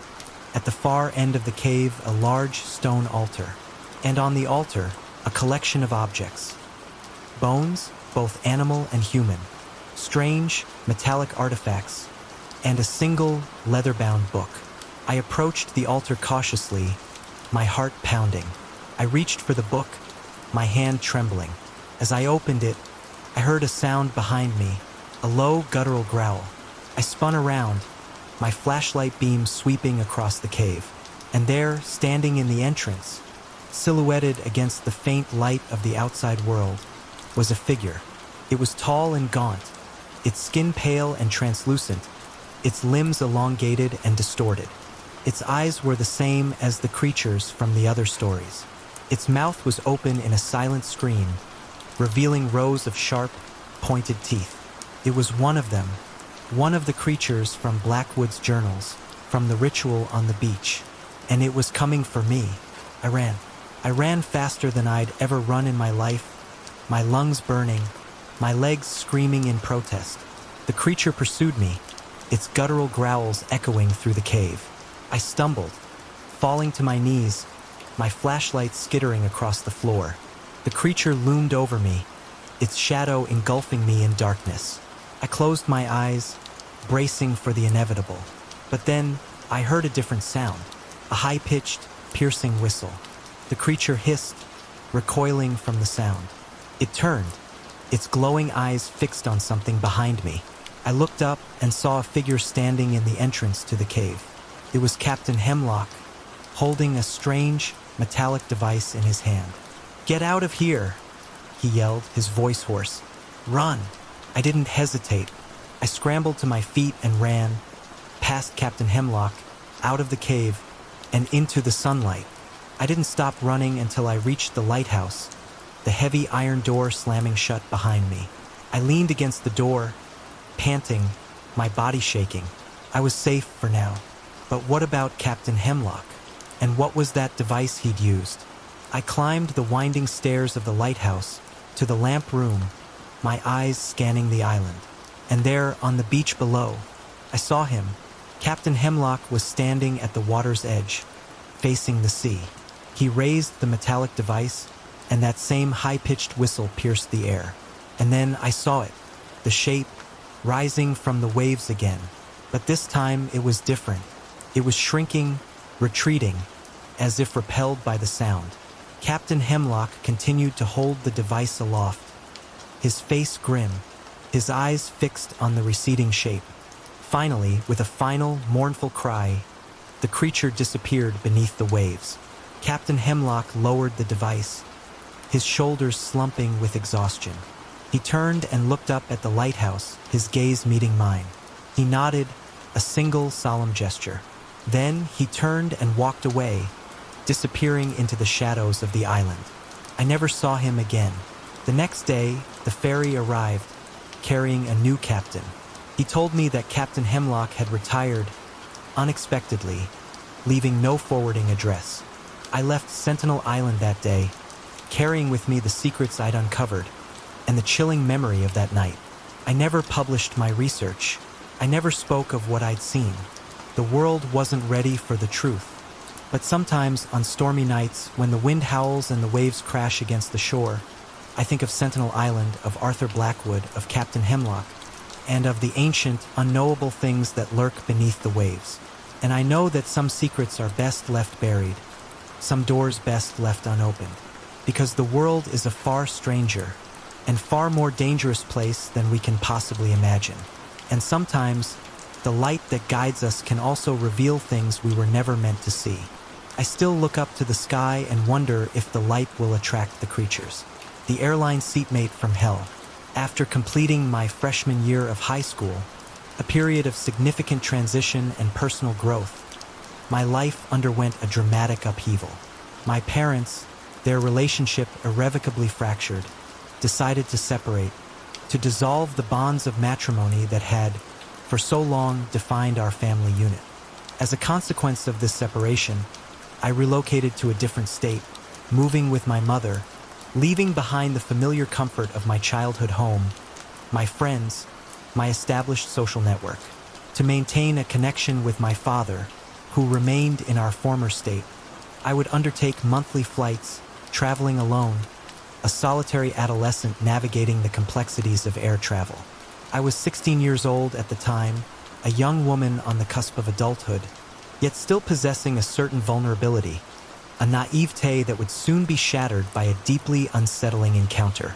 On one particular flight, as I settled into my assigned seat at the airport terminal, awaiting the boarding call, I casually glanced up from my phone, my gaze sweeping across the waiting area.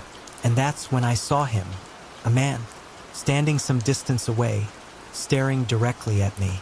He wasn't unkempt or overtly menacing in appearance.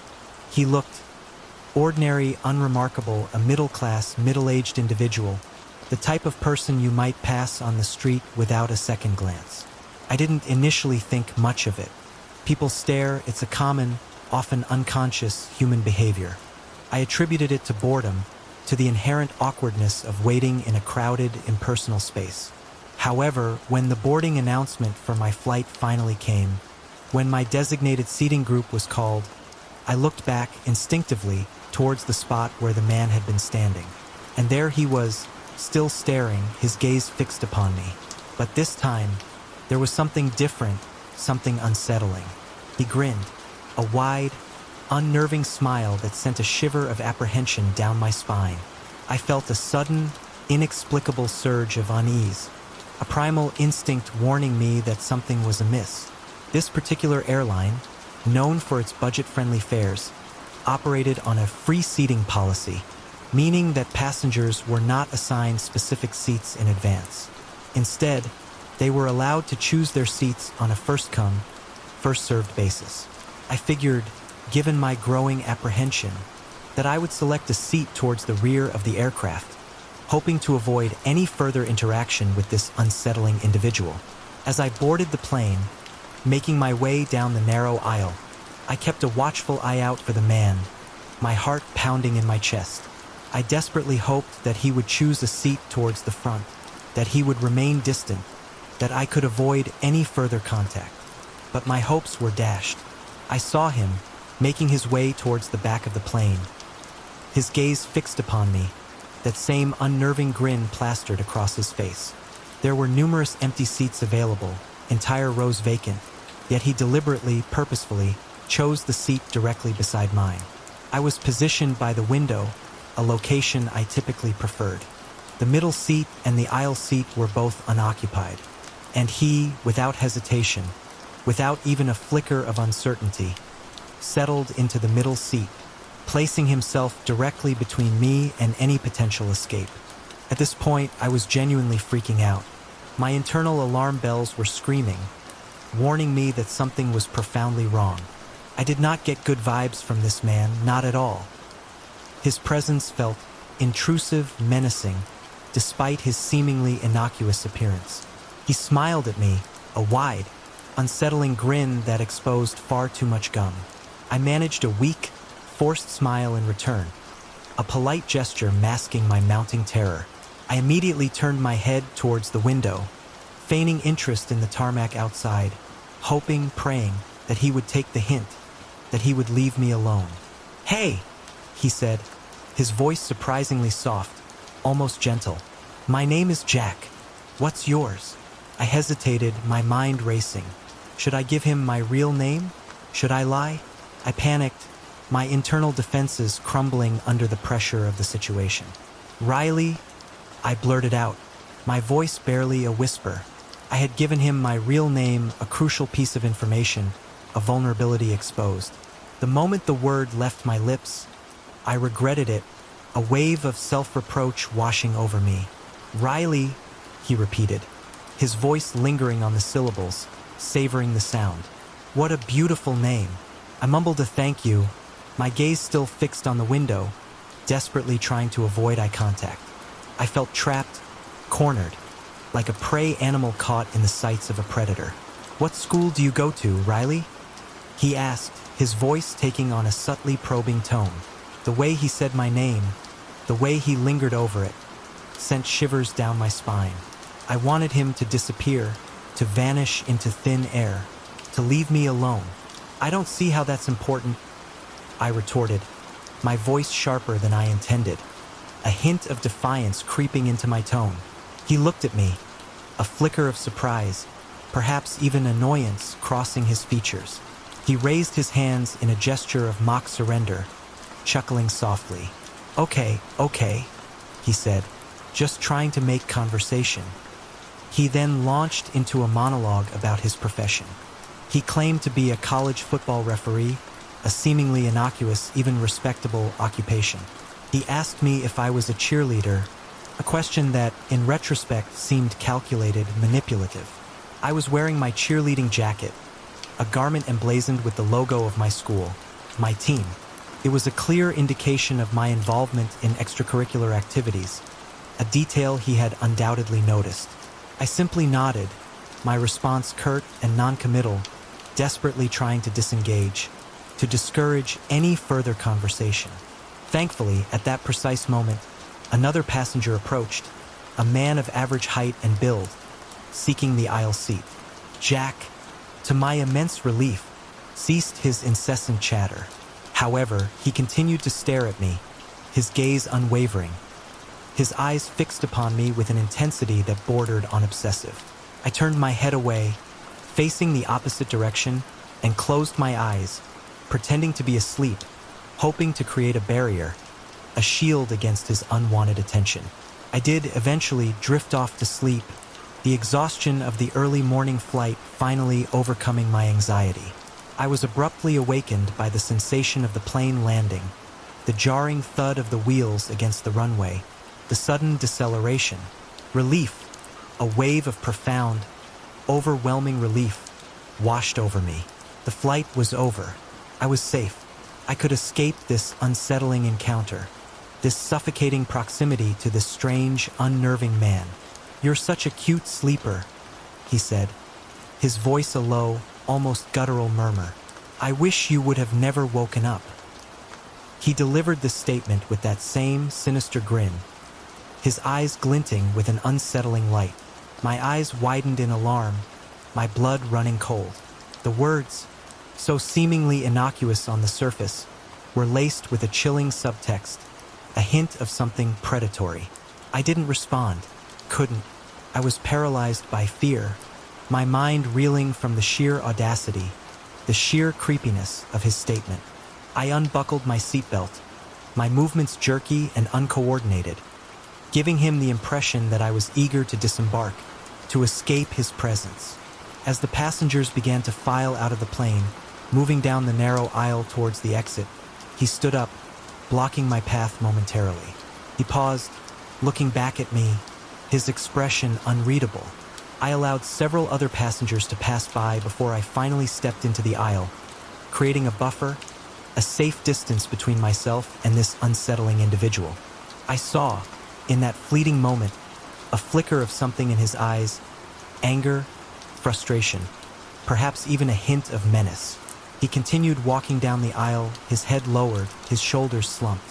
When I reached the front of the plane, I paused, as was my custom, to thank the flight attendants and the pilot for their service.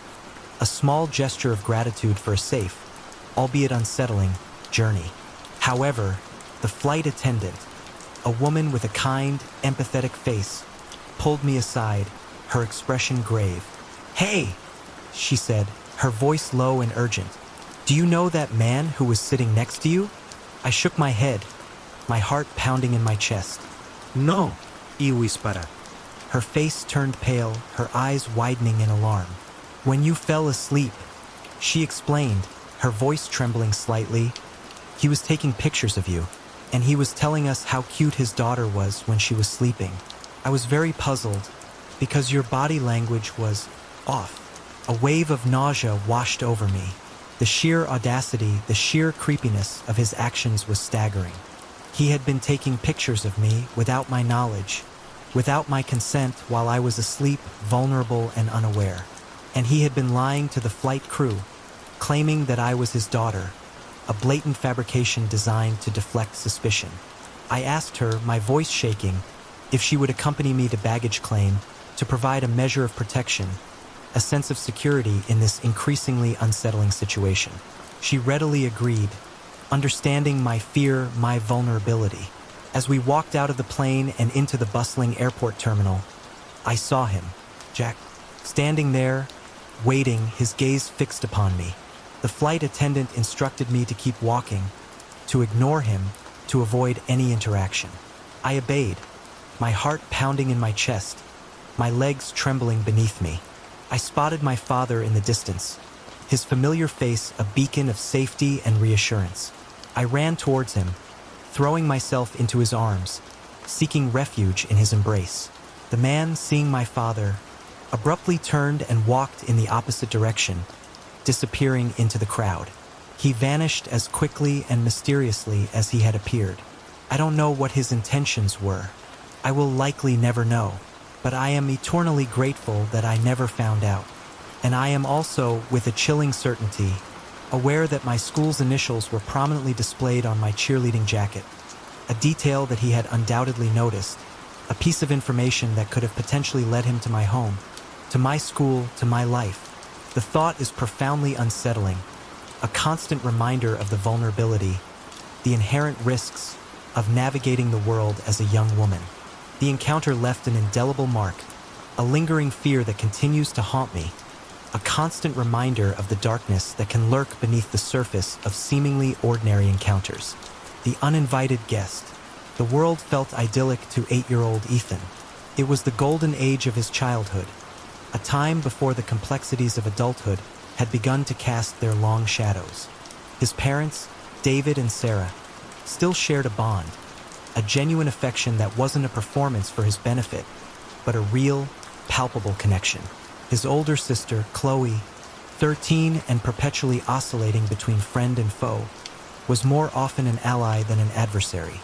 Their home, a 2-story colonial in a quiet suburban neighborhood, felt like a castle, a sanctuary filled with laughter, the aroma of Sarah's baking, and the comforting predictability of family routines. They took summer vacations to the beach, building sandcastles that rivaled ancient fortresses and collecting seashells that Ethan treasured like pirates' gold. He had every toy a boy could dream of, a sprawling collection that filled his room and spilled out into the hallways. He was, in a word, content, blissfully unaware of how fleeting that contentment could be. This blissful ignorance began to crack on a night Ethan would forever remember, etched into his memory with the sharp clarity of a nightmare. It was well past midnight. The house was hushed, the only sound the gentle hum of the refrigerator downstairs. He'd been lost in a dream, a vivid landscape of flying cars and talking animals, a typical adventure for an 8-year-old's subconscious. Then, without warning, he was awake.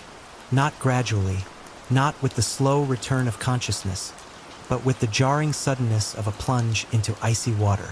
It was that feeling you get in a dream, the stomach-dropping sensation of falling, that yanked him back to reality. For a moment, everything seemed normal. The moonlight painted silver streaks across his dinosaur-patterned curtains. His toy robot stood sentinel on his nightstand. But then, his gaze drifted towards the corner of the room, and his heart seized in his chest. Standing there, motionless as a statue, was Mr. Harrison, his third-grade teacher. Mr. Harrison was an unremarkable man in most respects. Average height, thinning brown hair, a perpetually tired expression.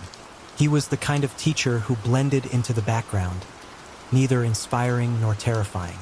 But in the context of Ethan's bedroom, in the dead of night, he was the embodiment of wrongness.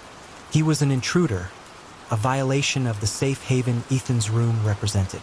Ethan's first thought was that he was still dreaming. The logic of the situation was so skewed, so utterly impossible, that it had to be a figment of his imagination. He squeezed his eyes shut, hard, and then opened them again, expecting Mr. Harrison to have vanished like a puff of smoke.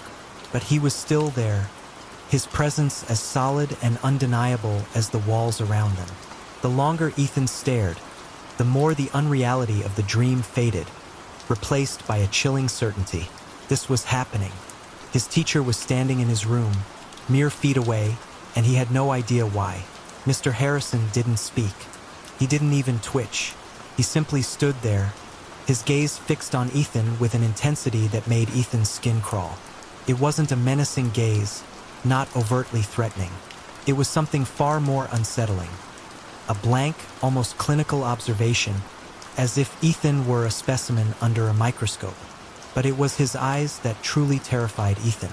They were dark, unfathomable pools, reflecting the moonlight with an unnatural gleam.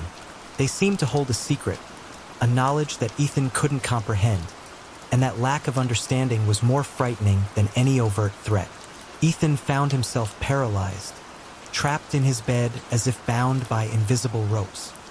He wanted to scream, to call for his parents, but his throat was constricted, his voice caught in a knot of terror. He could only lie there, his body rigid, his breath coming in short, ragged gasps. His chest felt tight, as if an iron band were squeezing the air from his lungs. His mind was screaming at him to do something, anything, but his body refused to obey. Mr. Harrison continued to watch him, his expression unchanging. It was as if he were observing an experiment, patiently waiting for a reaction. The silence stretched, thick and heavy, punctuated only by Ethan's increasingly frantic breathing. Finally, when Ethan felt like he could no longer bear the silent scrutiny, a sob escaped him.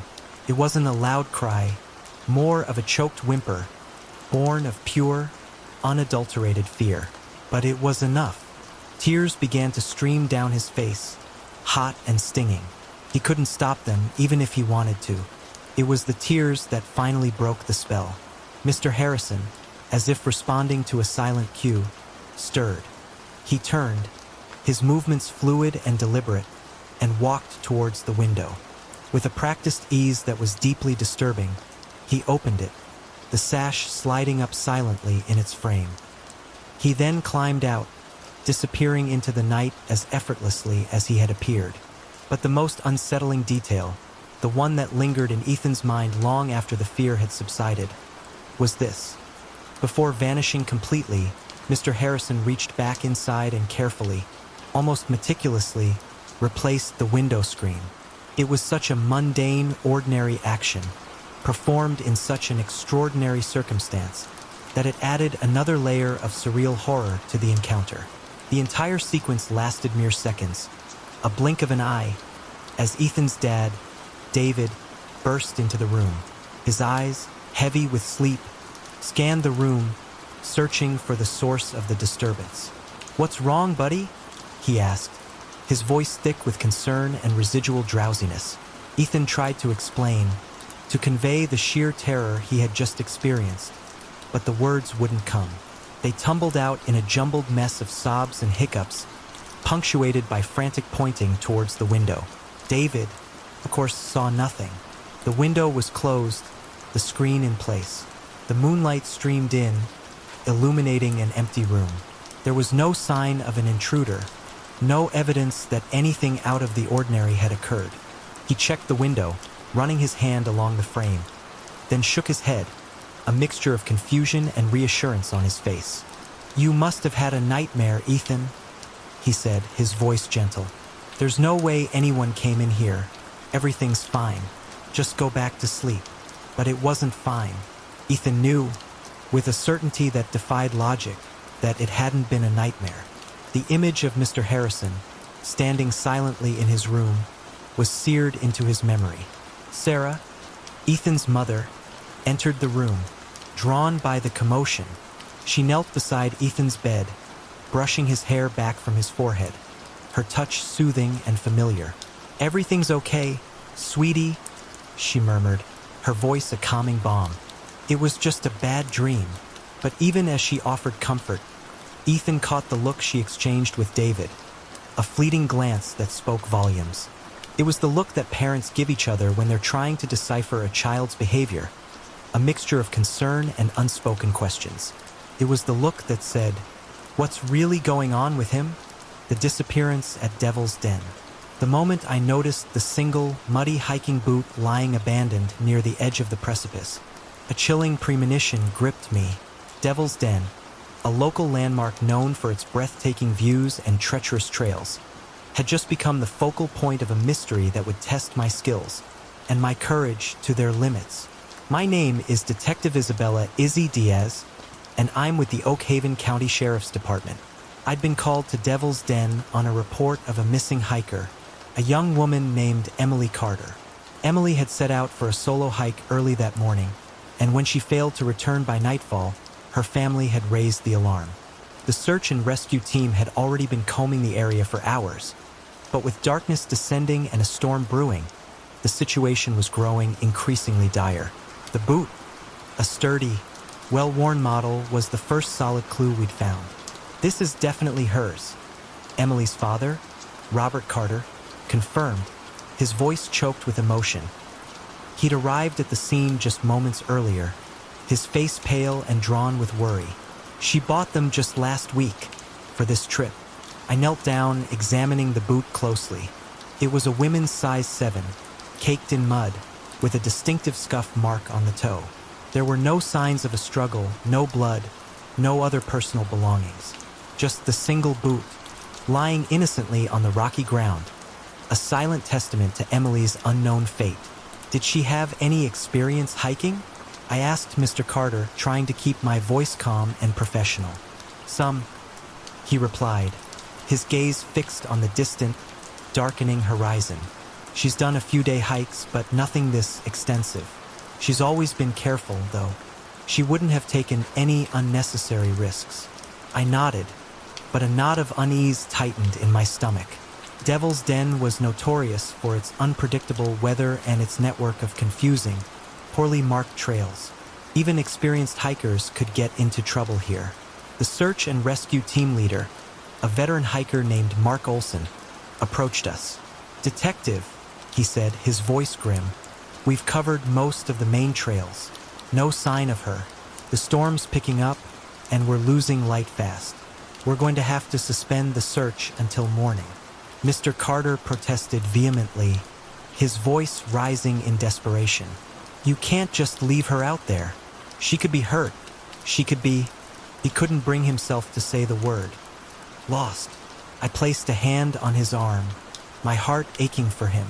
"I understand your concern, Mr. Carter, but we can't risk the lives of the search team. We'll resume at first light with additional resources." He nodded, his shoulders slumping with defeat. He knew I was right, but that didn't make it any easier.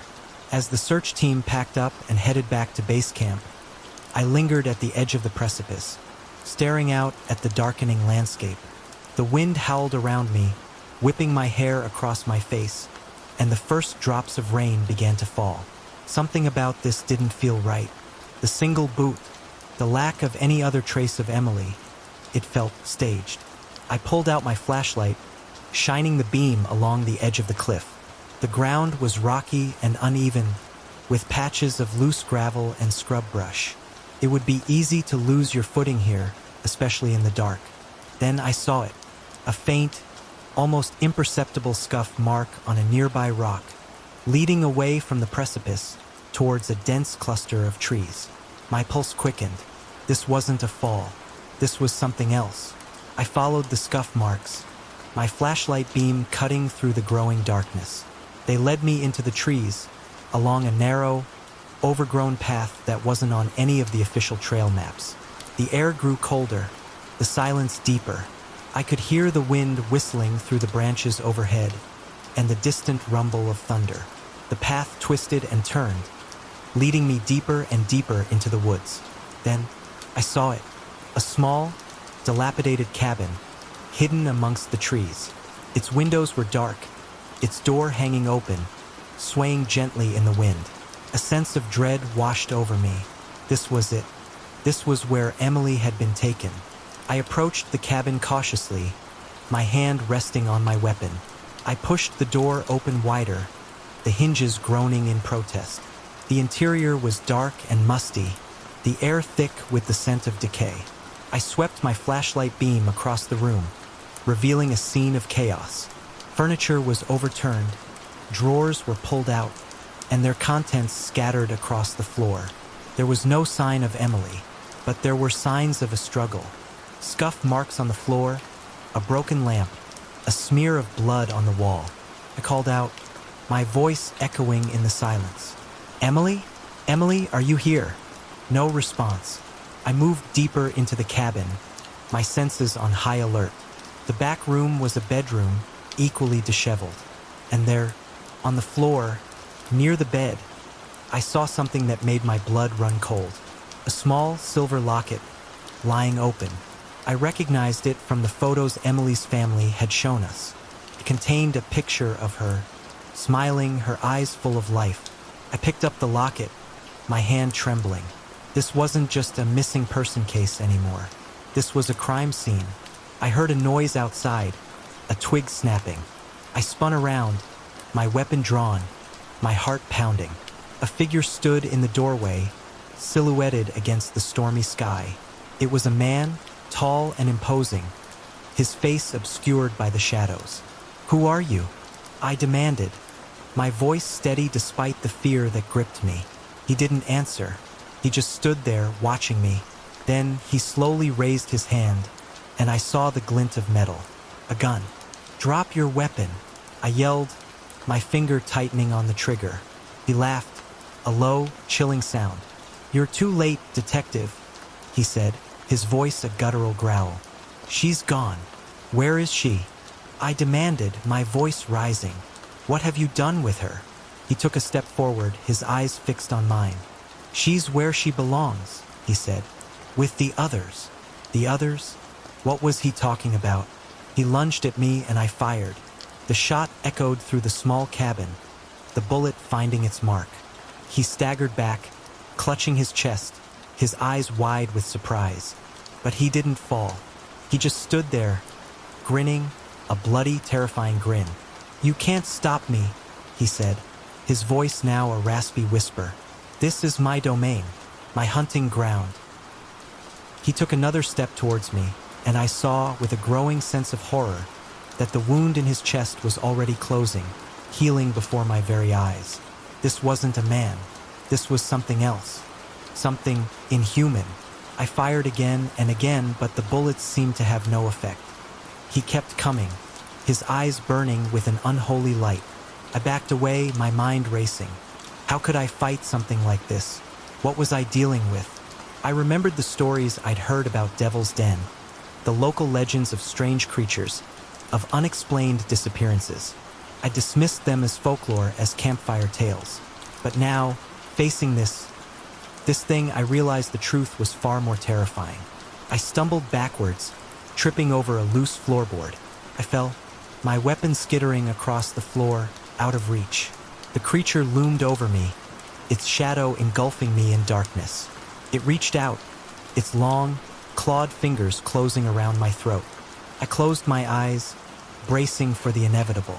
But then I heard a sound, a roar, loud and primal, coming from just outside the cabin. The creature hesitated, its grip loosening, turned its head, its eyes widening in fear, and then the cabin wall exploded inward, showering us with splinters of wood and debris. Standing in the newly created opening, silhouetted against the storm-racked sky, was a figure, a massive, hulking figure, with glowing red eyes and fur the color of midnight. It was a wolf, but unlike any wolf I'd ever seen. It was larger, fiercer, its presence radiating an aura of ancient power. The creature that had been holding me released its grip, backing away slowly, its eyes fixed on the wolf. The wolf snarled, a deep, guttural sound that shook the very foundations of the cabin. Then it lunged. The two figures clashed, a whirlwind of fur and claws, of snarls and screams. I scrambled to my feet, grabbing my weapon, my mind reeling. What was happening? Was this wolf helping me? The fight was brutal, savage, a clash of supernatural forces. The cabin shook with their impact, the air thick with the scent of blood and something else. Something wild, something ancient. Finally, with a sickening crunch, the wolf sank its teeth into the creature's throat. The creature shrieked, a high-pitched, inhuman sound, and its body began to dissolve, turning to dust before my very eyes. The wolf stood over the remains, panting, its glowing eyes fixed on me. For a moment, we just stared at each other, a strange, unspoken understanding passing between us. Then, with a final, low growl, the wolf turned and vanished into the storm. I stood there, alone in the shattered remains of the cabin, my body shaking, my mind numb. I didn't understand what had just happened, but I knew one thing. I had been saved. Saved by something wild, something ancient, something that shouldn't exist. The storm raged on, but inside, I felt a strange sense of calm. The terror was gone, replaced by a profound sense of awe. I knew I could never tell anyone what I'd seen. They wouldn't believe me. They'd call me crazy. But I knew the truth. Devil's Den held secrets, ancient secrets, and I had brushed up against them. I had seen the darkness that lurked beneath the surface of the world, and I had been spared. I found Emily the next morning, huddled in a small cave near the base of the cliff. She was alive, but traumatized, unable to speak of what had happened to her. The official report stated that she'd fallen, gotten lost, and been found by the search and rescue team. No mention of the cabin, of the creature, of the wolf. I kept my silence, but I never forgot. And sometimes, on stormy nights, when the wind howls and the thunder rolls, I think of Devil's Den, of the creature, and of the wolf. And I wonder if, somewhere out there, in the darkness, the ancient guardians of the wild are still watching, still protecting us from the things we cannot comprehend. The Phantom Knocker. 22-year-old Olivia prided herself on her independence. She'd recently moved into a small, charming bungalow on the outskirts of Ashworth, a town known for its quiet streets and friendly, if somewhat nosy, neighbors. It was the kind of place where people left their doors unlocked, a testament to a bygone era of trust and community. Olivia, raised on a steady diet of true crime podcasts, found this habit both endearing and slightly alarming. Still, she initially embraced the town's laid-back attitude, believing that nothing truly bad could happen in such a seemingly idyllic setting. The events of one particular evening, however, would forever alter her perception. It was a warm Thursday evening in late spring. Olivia was expecting her best friend, Clara, to come over for a casual get-together. They hadn't planned anything elaborate, just dinner, maybe a movie, and a chance to catch up on each other's lives. Olivia, wanting to freshen up before Clara arrived, decided to take a quick shower. She knew Clara was often early, so, just in case, she scribbled a note on a piece of bright yellow paper. "In the shower? Come on in." She taped the note to the front door, a gesture that, in retrospect, seemed unbelievably naive. The house, built in the 1950s, had its quirks. One of them was the ancient plumbing, which produced a shower that sounded like a raging waterfall. The water pressure was so intense that it drowned out almost every other sound in the house. Olivia was halfway through rinsing the shampoo from her long, auburn hair when she heard it. A distinct knock, knock, knock. Not on the front door, but on the bathroom door itself. Olivia froze, her heart skipping a beat. The water continued to cascade around her, But for a moment, all she could hear was the echo of the knock. It had to be Clara. She must have arrived, seen the note, and, wanting to announce her presence, knocked on the bathroom door. It was perfectly logical. "I'll be right out," Olivia called out, raising her voice to be heard over the roar of the shower. Silence. There was no reply, no sound of footsteps, no indication that anyone was on the other side of the door. Olivia didn't think much of it. Clara was probably just waiting in the living room or kitchen, giving her privacy. She finished her shower quickly, wrapped herself in a fluffy towel, and got dressed in comfortable clothes. As she stepped out into the hallway, a subtle unease began to creep in. The house was eerily silent. Not the peaceful quiet of an empty house, but a heavy, expectant silence, as if the air itself were holding its breath. Olivia glanced into the living room. Empty. The antique armchair sat undisturbed, the television screen dark and reflective. She checked the kitchen. Also empty. The counters were bare. The only sign of life, a half-eaten bowl of cereal from breakfast. Her unease intensified. She walked to the front door, her footsteps muffled by the thick carpet. The yellow note was still there, untouched, flapping slightly in the breeze from the open window. The door itself was unlocked, just as she had left it. Her stomach clenched. A knot of anxiety began to form, tightening with each passing second. "Clara?" she called out, her voice echoing through the empty house. The sound bounced off the walls, returning to her unanswered. The house wasn't large. It wouldn't take long to check every room. Olivia started with the guest bedroom, peering inside with a growing sense of dread. Nothing. She moved on to her own bedroom, checking under the bed, behind the curtains, even inside the closet. Still nothing. The tiny laundry room at the back of the house was also empty. Olivia returned to the bathroom almost mechanically, her mind racing. She stared at the plain, white-painted wooden door. It was old but sturdy, with a simple brass knob. She reached out, her hand hovering over the knob, her fingers tingling with a strange mix of fear and curiosity. She told herself later that she half expected the knob to be warm, to retain the lingering heat of a hand that had recently rested upon it. But it wasn't. It was cold, almost shockingly so, under her touch. Shaking off the increasingly unsettling feeling, Olivia went to the living room and sat on the sofa. She grabbed a worn copy of Pride and Prejudice, her go-to comfort read, and tried to distract herself. She told herself it was all in her head. The water pressure must have created some strange acoustic effect, a phantom knock that only she had heard. Or maybe it was the old pipes, groaning and creaking as they expanded and contracted. That had to be it. A perfectly rational explanation. But the tension in her chest refused to dissipate. The silence of the house pressed in on her, heavy and suffocating. About 10 minutes later, headlights swept across the living room window, illuminating the room in a brief, fleeting glow. Finally, Clara was here. Relief washed over Olivia, so intense that it almost made her weak. She got up and opened the front door, just as Clara was stepping out of her car, a bright smile on her face. As Clara walked up the pathway, Olivia tried to compose herself, to appear as if nothing was amiss. "Hey," Clara said, her voice cheerful and bright. "Sorry I'm late. Traffic was a nightmare." Olivia forced a smile. "No worries," she said. Did you knock on the bathroom door when you came in?" Clara's smile faltered, replaced by a look of confusion. "What are you talking about? I just got here. I literally just pulled up." Olivia's blood ran cold. You didn't come in earlier?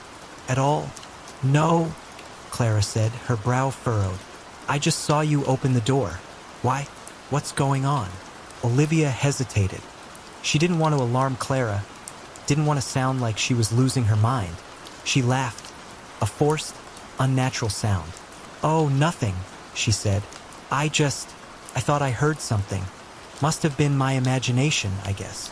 But the words sounded hollow, even to her own ears. She couldn't shake the image of the bathroom door, the sound of the knock, the chilling silence that had followed. If it hadn't been Clara, who had it been? After Clara left that night, Olivia meticulously checked every lock in the house. She even went so far as to wedge a heavy chair under the front doorknob, a precaution she'd only ever seen in movies. For weeks afterward, she couldn't shake the feeling of being watched, a constant, prickling sensation on the back of her neck. Every time she took a shower, she locked the bathroom door, even when she was home alone. She never found a logical explanation for what had happened that night. No one else had a key to her house. There were no signs of forced entry, no indication that anyone had been inside. But Olivia knew with unwavering certainty that she had heard that knock, clear as a bell, and the unsettling question remained. If it hadn't been Clara, who or what had been on the other side of that door? The mystery, unsolved and unnerving, became a permanent resident in the back of her mind, a chilling reminder that sometimes the most ordinary things can be the most terrifying. The whispers in the woods, the allure of the wilderness, the promise of escape from the mundane, had always held a magnetic pull for 15-year-old Liam and his two best friends, Noah and Finn. They considered themselves budding survivalists, though their actual skills were more theoretical than practical. Their knowledge of the great outdoors was gleaned primarily from reality TV shows, where rugged individuals battled the elements with seemingly effortless expertise. In their youthful arrogance, they believed they were ready for anything. This hubris led them to a particularly ill-advised decision one crisp autumn weekend, a camping trip deep in the heart of the Cascade Mountains. Their preparation, or lack thereof, was a testament to their inexperience. They crammed a flimsy, hand-me-down tent, a bag of assorted junk food, mostly chips and sugary drinks, a meager supply of water, and a single, unreliable flashlight into the back of Noah's father's ancient, sputtering sedan. Their destination was a remote campground, notorious for its dense, fog-laden forests and, crucially, its complete lack of cell phone service. Rational decision-making was clearly not a priority. By the time they finally managed to wrestle the tent into a semblance of its intended shape, darkness had fallen thick and absolute. The single flashlight beam proved woefully inadequate, casting long, dancing shadows that transformed familiar objects into monstrous shapes. Their campsite setup was a comedy of errors, filled with tripped-over guy lines, muttered curses, and the occasional yelp of pain. The tent itself was a dubious shelter, barely large enough to accommodate the three of them. They had to arrange themselves strategically, two with their heads at one end, and the unfortunate Finn relegated to the foot of the tent, his face uncomfortably close to their feet. The manufacturer's claim of comfortably sleeps 3 adults was, to put it mildly, a gross exaggeration. The night was unnervingly quiet. Not the peaceful quiet of nature, but an oppressive, almost suffocating silence. There were no crickets chirping, no owls hooting, not even the rustle of leaves in the wind. It was as if the entire forest were holding its breath, waiting, anticipating something. This profound stillness should have been a warning, a clear signal to pack up and flee.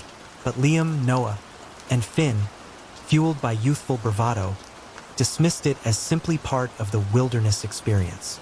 Sometime in the depths of the night, Liam was jolted awake by a sound. First, he dismissed it as a remnant of a dream, a muffled, indistinct murmur, like someone talking on a phone in a distant room. But they weren't in a room. They were in the middle of nowhere, surrounded by miles of dense forest. "Hello? Can you hear me? Hello?" The voice was faint, but undeniably present. Liam's heart slammed against his ribs. He lay rigid, staring up at the taut fabric of the tent ceiling, desperately trying to convince himself that he was imagining things. Then, the voice came again, slightly clearer this time. "Hello? Can you hear me?" He turned his head slightly, whispering urgently, Guys, are you awake?" Noah, lying beside him, hissed back, his voice tight with fear. "Are you hearing that?" They both sat up abruptly, the sudden movement nearly collapsing the flimsy tent. He whispered, his eyes wide with alarm. They froze, listening intently. The voice returned, crystal clear now, and shockingly close. "Hello. Can you hear me?" It seemed to be emanating from the very center of the tent, directly between Liam and Noah's heads. The three teenagers, moments before basking in their self-proclaimed wilderness expertise, were now reduced to a state of primal terror. They scrambled around the tent like trapped animals, throwing blankets aside, shaking out pillows, frantically patting down every inch of the fabric. They were searching for a phone, a hidden speaker, anything that could explain the disembodied voice. But there was nothing, just the three of them, clad in their pajamas, their hearts pounding in their chests, and the persistent, unnerving voice repeating its haunting question. "Hello? Can you hear me? Hello?" Liam, his voice trembling, turned to Finn. "Wait, what did you hear?" It sounded like someone saying, "Hello? Can you hear me?" Finn replied, his voice barely above a whisper. "Same," Noah confirmed, pointing a shaking finger at the spot in the middle of the tent where their heads had been resting. "Dude, it was right here." They stared at each other, their faces pale in the faint glow of the flashlight, trying to process the impossible situation. Then, as abruptly as it had begun, the voice ceased. The silence that followed was even more unnerving than the voice itself. A thick, heavy blanket of quiet that pressed in on them, making their ears ring. They didn't sleep for the rest of the night. They huddled together, wide-eyed and clutching the flashlight, jumping at every creak and rustle outside the tent. The hours crawled by with agonizing slowness, each minute stretching into an eternity. When the first rays of dawn finally pierced through the trees, they didn't hesitate. They abandoned any pretense of a leisurely breakfast, instead packing up their gear with frantic haste, their movements fueled by adrenaline and a desperate desire to escape. As they were throwing their belongings into the car, Liam noticed something that sent a fresh wave of chills down his spine.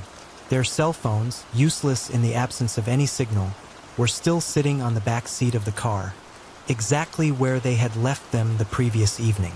None of them had been inside the tent. They stood there, staring at the phones as if they were cursed objects. Finally, Noah broke the silence, his voice strained. "Okay," he said, "so either one of you has a hidden speaker somewhere, or..." He trailed off, his face ashen. None of them dared to complete the thought. To this day, Liam has no explanation for what happened that night. Maybe it was an elaborate prank, a cruel joke played by someone unseen. Maybe it was some strange acoustic phenomenon, a trick of the wind and the fog.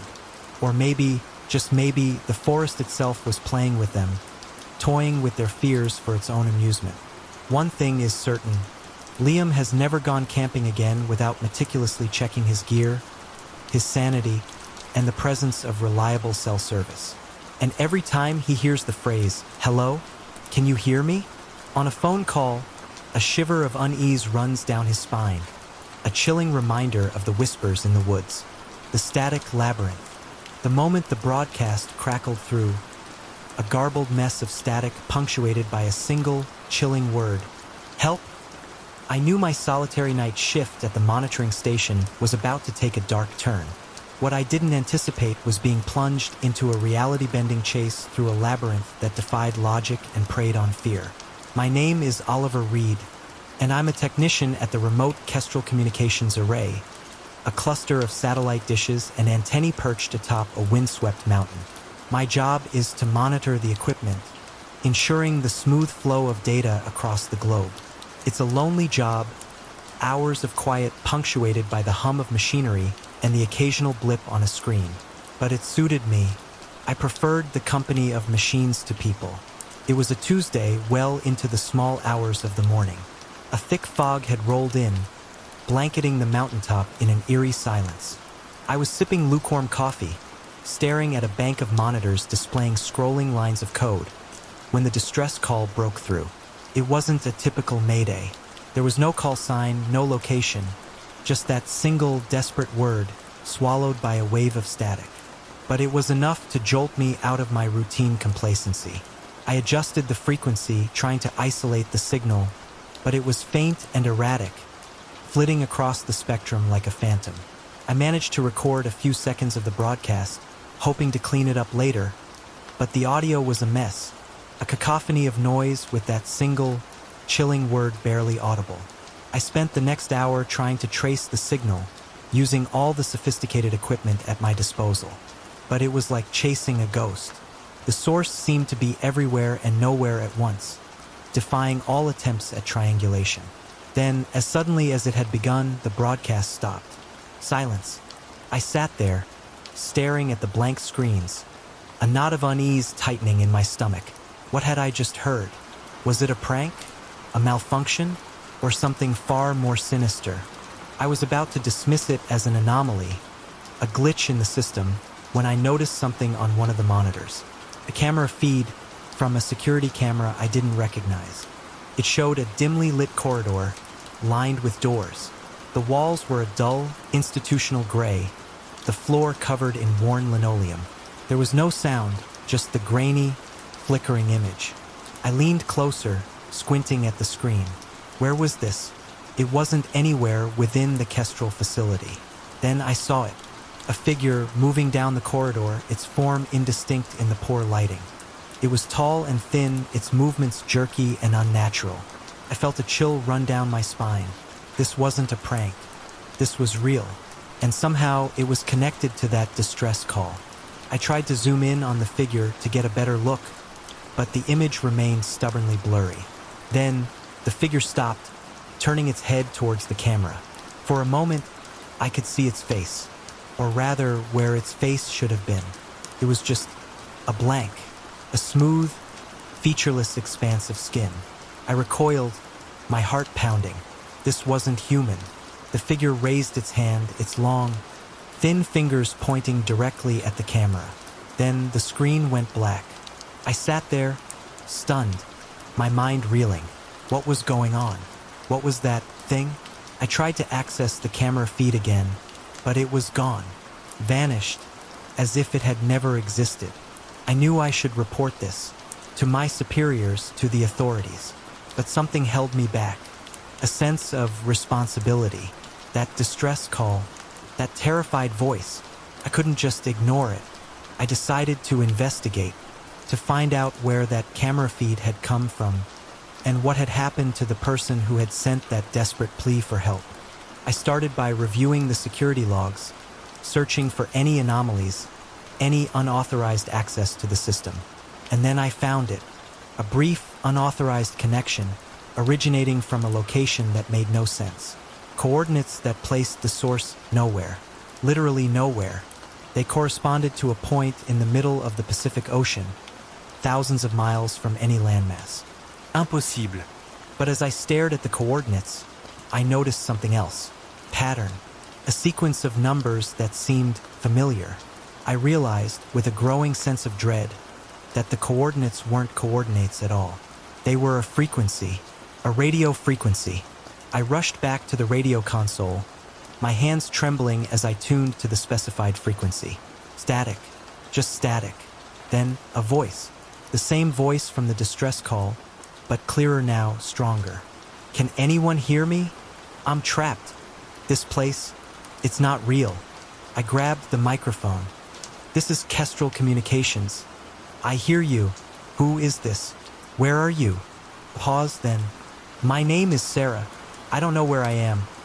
It's like a maze, a labyrinth, made of corridors, and the walls, they keep shifting. Her voice was filled with terror, with a desperate plea for help. Stay calm, Sarah, I said, trying to project an air of confidence I didn't feel. I'm going to find you. Just tell me everything you can about your surroundings. She described a place that defied logic, a place of endless corridors, shifting walls, and strange, distorted geometries. A place where the laws of physics seemed to have no meaning. And she spoke of the figure, the faceless thing that stalked the corridors, its presence heralded by a wave of static and a chilling drop in temperature. As she spoke, I realized, with a growing sense of horror, that I was dealing with something far beyond my comprehension. Something that shouldn't exist, something that defied all scientific explanation. But I couldn't abandon her. I was her only link to the outside world, her only hope. I spent the next few hours talking to Sarah, guiding her through the labyrinth, using her descriptions to try and map out the impossible space she was trapped in. It was like navigating a dream, a constantly shifting landscape of corridors and doors, of dead ends and sudden, unexpected openings. And all the while, the figure was hunting her. I could hear it in the background, the static growing louder, the temperature in her voice dropping. Then I had an idea. A long shot, but it was all I had. I remembered an old, experimental piece of equipment stored in the basement of the facility. A device designed to disrupt electromagnetic fields, to create localized dead zones where radio signals couldn't penetrate. It was untested, unreliable, potentially dangerous. But it might be the only way to stop that thing. I raced down to the basement, my heart pounding. I found the device covered in dust and cobwebs. It was a bulky, unwieldy contraption with a tangle of wires and a large parabolic antenna. I hauled it back to the control room, my muscles screaming in protest. I connected it to the main power supply, my hands shaking as I adjusted the dials. "Sarah," I said, my voice urgent, "I'm going to try something. It might be dangerous, but it's our only chance. I need you to find a place to hide, a small, enclosed space. Can you do that?" "Yes," she replied, her voice weak. "There's a closet just ahead. Get inside," I said, "and stay quiet, no matter what you hear." I waited, listening to the static, to the faint sounds of Sarah's movements. Then, when I judged she was in position, I flipped the switch. The device hummed to life, the antenna emitting a low, pulsing throb. The lights in the control room flickered, and the monitors went haywire. On the radio, I heard a scream of pure terror, cut short by a burst of static. Then silence. I waited, my heart in my throat, not daring to breathe. Had it worked, or had I just made things worse? Minutes stretched into an eternity. Then, a faint voice, barely audible. "Alex, are you there?" It was Sarah. She was alive. "It's gone," she said, her voice trembling. "The static, it's gone." I let out a breath I hadn't realized I'd been holding. It had worked. Somehow it had worked. But the labyrinth was still there, and Sarah was still trapped. I spent the next few hours guiding her, step by step, using her descriptions to navigate the shifting corridors. It was slow, painstaking work, but gradually, we began to make progress. Finally, after what felt like a lifetime, Sarah saw it. A light, a faint, flickering light at the end of a long corridor. "I see it!" she cried, her voice filled with hope. "I see a way out." I guided her towards the light, my heart pounding with anticipation. She was almost there. Then the static returned. "It's back," she whispered, her voice filled with terror. "It's coming." I urged her to run, to move as fast as she could. But it was too late. I heard a scream, a desperate, chilling scream, followed by a sickening thud. Then silence. I called out to her, again and again, but there was no response. Just the empty hiss of static. I had failed. I sat there, staring at the radio, my body numb, my mind reeling. I had come so close, only to lose her at the last moment. Then I heard it, a faint tapping coming from the speakers. Tap, tap, tap. It was a code, a simple Morse code message. "Oh." I stared at the radio, my heart pounding. She was still alive. Somehow she was still alive, and she was still sending a message. I grabbed a pen and paper and began to transcribe the code. It was slow, painstaking work, the tapping faint and erratic. But gradually, a message emerged. Not safe. Here, coordinates. Coordinates. She was giving me coordinates. I rushed to the computer, entering the coordinates into the mapping software. And this time, they resolved. They pointed to a location, not in the middle of the ocean, but here on land. In the mountains, not far from the Kestrel facility. I grabbed my jacket, my flashlight, my radio. I had to go. I had to find her. I raced outside, into the fog-shrouded night, my heart pounding with a mixture of hope and dread. I knew what I was facing. I knew the risks, but I couldn't abandon her. Not again. I had to find that labyrinth, and I had to bring Sarah home, even if it meant facing the faceless thing that lurked within its static-filled corridors. The night was far from over, but now at least I was no longer just listening. I was a rescuer, or at the very least, I was going to try my best. The secret beneath the steps. 7-year-old Leo was captivated by his new home. After years of cramped apartment living, the spacious 2-story house felt like a palace. His parents, Michael and Emily, had finally achieved their dream of owning a home, and their joy was infectious. For Leo, the best part was having his own room, a sanctuary free from the constant presence of his infant sister, Lily. He embarked on a grand exploration, mapping out every nook and cranny of his new domain. The upstairs was a haven of light and warmth, with polished hardwood floors and large windows that overlooked a sprawling backyard. But the basement was a different world entirely. It was a cold, damp, and dimly lit space, a stark contrast to the inviting atmosphere of the rest of the house. The ceiling was a chaotic tangle of exposed pipes, ancient and gnarled, like the veins of some slumbering beast. The floor was rough, unfinished concrete, cold beneath his bare feet, and there was a pervasive, musty odor, a blend of dust and damp earth that made Leo wrinkle his nose. His attention, however, was immediately drawn to the staircase. Unlike the rest of the unfinished basement, the stairs were enclosed by drywall, a jarring juxtaposition of modern and archaic. One particular section of the drywall, near the bottom of the stairs, was a slightly different shade of off-white, as if it had been patched or repainted. It stood out like a mismatched puzzle piece. Curiosity overcoming his initial apprehension, Leo approached the wall. He ran his hand over the surface, feeling the subtle difference in texture. Felt hollow. He knocked on it, a tentative tap at first, then a more forceful rap. The sound that echoed back was unsettlingly empty, a resonant boom that seemed to vibrate through the entire basement. Something about that hollow sound sent a shiver of unease down his spine. He backed away, his eyes fixed on the discolored patch of drywall. He could hear the same hollow echo with each of his retreating steps up and out of the basement. As the family settled into their new home, Leo's initial discomfort with the basement solidified into a deep-seated aversion. The rest of the house felt familiar, comfortable, a place of warmth and laughter. But the basement remained an alien territory, a place he avoided whenever possible. His parents, blissfully unaware of his growing fear, dismissed his occasional reports of strange noises as the typical settling sounds of an old house. One night, however, an incident occurred that shattered the illusion of normalcy. Leo, craving a late-night snack, crept downstairs to the kitchen. As he closed the refrigerator door, a soft, rhythmic tap, tap, tap cut through the silence. His heart began to pound. He strained his ears, trying to pinpoint the source of the sound.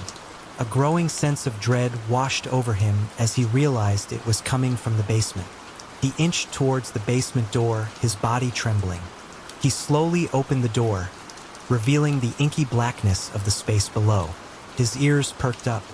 There it was again, the hollow tapping, the same unsettling sound he had heard during his first exploration.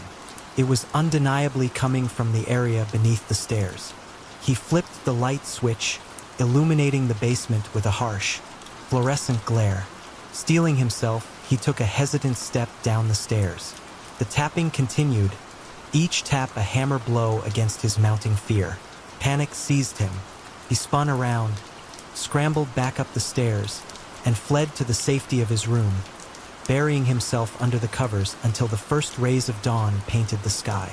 The next morning, Leo, bleary-eyed and still shaken, noticed something that sent a fresh wave of terror through him. The basement door, which he distinctly remembered leaving open in his panicked flight, was now closed. He was certain he hadn't turned off the lights either. He rationalized that one of his parents must have gone down there, but a nagging doubt lingered. He later recounted the incident to his parents, but they, with the best of intentions, attributed it to the overactive imagination of a child. They assured him it was just the hot water heater, clicking on and off in the night. Leo, desperate for a logical explanation, wanted to believe them. About a month after the move, Emily asked Leo to retrieve a load of laundry from the dryer in the basement. It was broad daylight, and enough time had passed for his fear to dull slightly. He reluctantly agreed.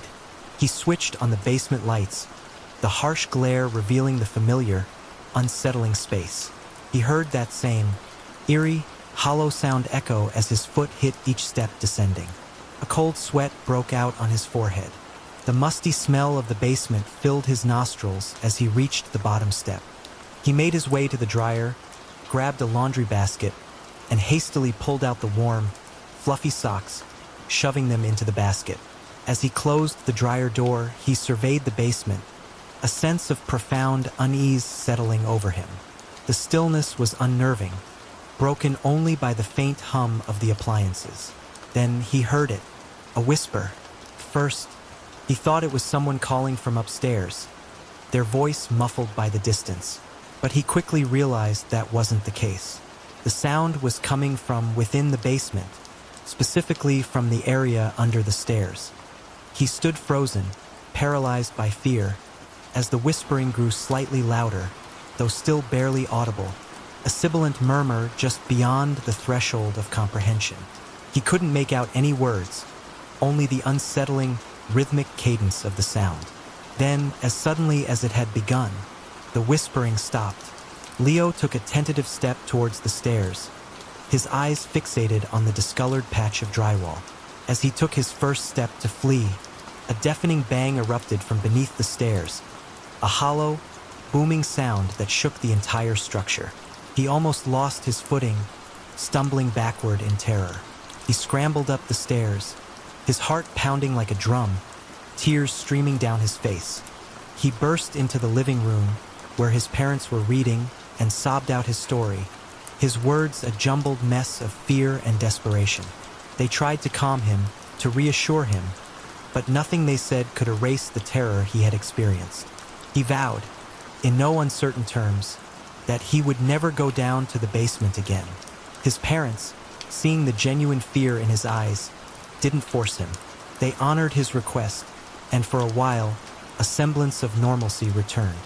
The family enjoyed a period of relative peace, a 2-year stretch where Leo managed to push the unsettling events of the basement to the back of his mind. He was happy, truly happy, for what he would later realize was the last time in his life. This fragile happiness was shattered on the night of July 2nd, 1991. That was the night his little sister, Lily, disappeared. A ransom note, scrawled in barely legible handwriting, was found in Lily's crib. It demanded $20,000 in cash and warned Michael and Emily not to contact the police, threatening Lily's life if they did. Michael and Emily, their faces etched with terror and desperation, retreated to their bedroom, their hushed argument escalating into a full-blown, emotionally charged confrontation. Leo, listening from the hallway, his own tears flowing freely, could hear the anguish in their voices as they debated whether to involve the authorities. Emily, fueled by maternal desperation, eventually prevailed. The police were called. A wiretap was set up in case the kidnapper decided to contact them again. Leo asked his parents and the police if they had thoroughly searched the house, clinging to the desperate hope that Lily might still be somewhere inside. They assured him they had, and that Lily would be returned safely after the money was delivered. But a seed of suspicion, planted years ago by a hollow sound in the basement, had taken root in Leo's mind. It grew, nurtured by fear and desperation, into a terrifying conviction. His parents followed the kidnapper's instructions meticulously. They dropped off the money at the designated location and waited, their hearts filled with a mixture of hope and dread. Lily never came. The weeks that followed were a blur of grief and despair. Michael and Emily, once vibrant and full of life, were reduced to shadows of their former selves. Emily, consumed by guilt, blamed herself for involving the police, convinced that it had sealed Lily's fate. One night, as Emily sat alone, weeping and clutching a bottle of wine, Leo finally confessed the dark theory that had been festering in his mind. He told her he believed that whatever or whoever was lurking beneath the stairs had taken Lily, and that she might still be alive. His mother, her grief twisted into rage, slapped him across the face, the force of the blow staggering him. She screamed at him, accusing him of being cruel and insensitive, of making up childish stories to torment her further. She told him to accept that Lily was gone, taken by some monstrous stranger, and that she was dead.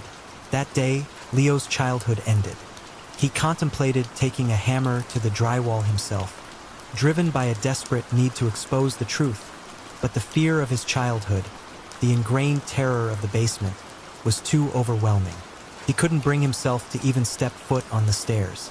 The family moved shortly after, leaving the house and its secrets behind. But the future held no solace. Michael and Emily's marriage, fractured by grief and blame, crumbled. They divorced, unable to bear the shared burden of their loss.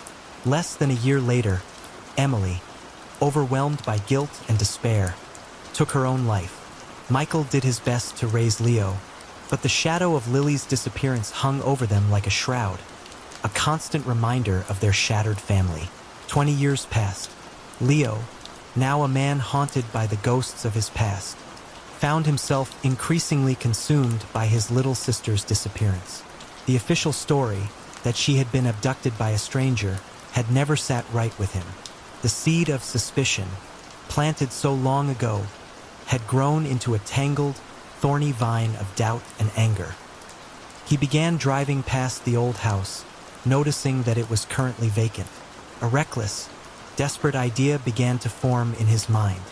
Fueled by alcohol and a burning need for closure, he broke into the house one night. The stairs sounded exactly the same. That hollow, resonant echo, a sound that instantly transported him back to his childhood terror. He stared at the discolored patch of drywall, still there, still as ominous as he remembered. But fear no longer held him captive. Instead, he felt a surge of righteous anger, a burning rage that had been simmering for 2 decades. He ran towards the wall, lowering his shoulder, and slammed into the drywall with all his might. The drywall crumbled, collapsing inwards, revealing a dark, gaping hole. Leo opened his eyes, his bravery instantly evaporating, replaced by a wave of pure, unadulterated horror. Bones scattered everywhere. Tiny skeletons, their delicate frames illuminated by the faint light filtering in from the basement windows. Tattered scraps of paper littered the space, covered in indecipherable scribbles. There must have been the remains of 20, maybe 30 children, and they were all missing their skulls. One particularly small skeleton caught his attention. He felt his knees buckle, his body going weak, as he saw the unmistakable marks on the tiny forearm bones. Bite marks. As he stumbled backward, collapsing onto the concrete floor, he expected to hear a dull thud. Instead, he heard another hollow sound. He looked down and saw that he had landed on a trapdoor, hidden beneath a layer of dust and debris. Summoning a strength he didn't know he possessed, he lifted the trapdoor. Beneath it lay a dark, narrow tunnel, a crawl space barely large enough for a person to lie on their stomach. A foul, dank odor wafted up, making him gag. But he knew what he had to do. He crawled into the tunnel, the darkness enveloping him. As he reached the end, he saw a sliver of light ahead. He pushed upward, cautiously, and poked his head out. To his astonishment, the tunnel led to the other side of the stairs, behind a dusty, long-forgotten dryer. The implications of this discovery sent his mind reeling. But before he could process the horrifying truth, the basement lights flickered and went out. His heart leaped into his throat. He heard footsteps descending the stairs, slow, deliberate steps that announced the arrival of someone or something.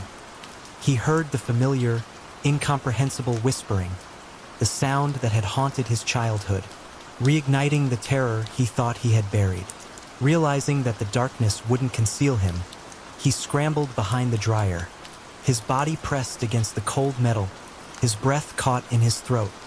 He didn't dare look, every fiber of his being screaming at him to remain hidden. Panic set in. What would happen when the intruder discovered that his hidden lair had been violated? Then the screaming began. It wasn't a human scream, not exactly. It was a guttural, otherworldly sound, a cacophony of rage and despair that defied description. It was the sound of something monstrous, something ancient and evil, discovering that its sanctuary had been disturbed. Leo didn't hesitate. He bolted up the stairs, running for his life, not daring to look back. He reached his car, fumbled with the keys, and started the engine. As he sped away, a shadow fell across his car, illuminated by the streetlights. He floored the accelerator, racing towards the local police station, his mind a whirlwind of terror and disbelief. He breathlessly recounted his story to the attending officer, collapsing in the middle of his explanation, overwhelmed by the horror of his discovery. The next day, the police launched an investigation and quickly confirmed Leo's gruesome findings.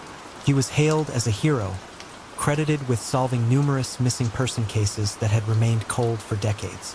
They tested the DNA of the remains, and a profound sense of relief washed over Leo when he received the call informing him that one of the tiny skeletons belonged to Lily. He shared the news with his father, Michael.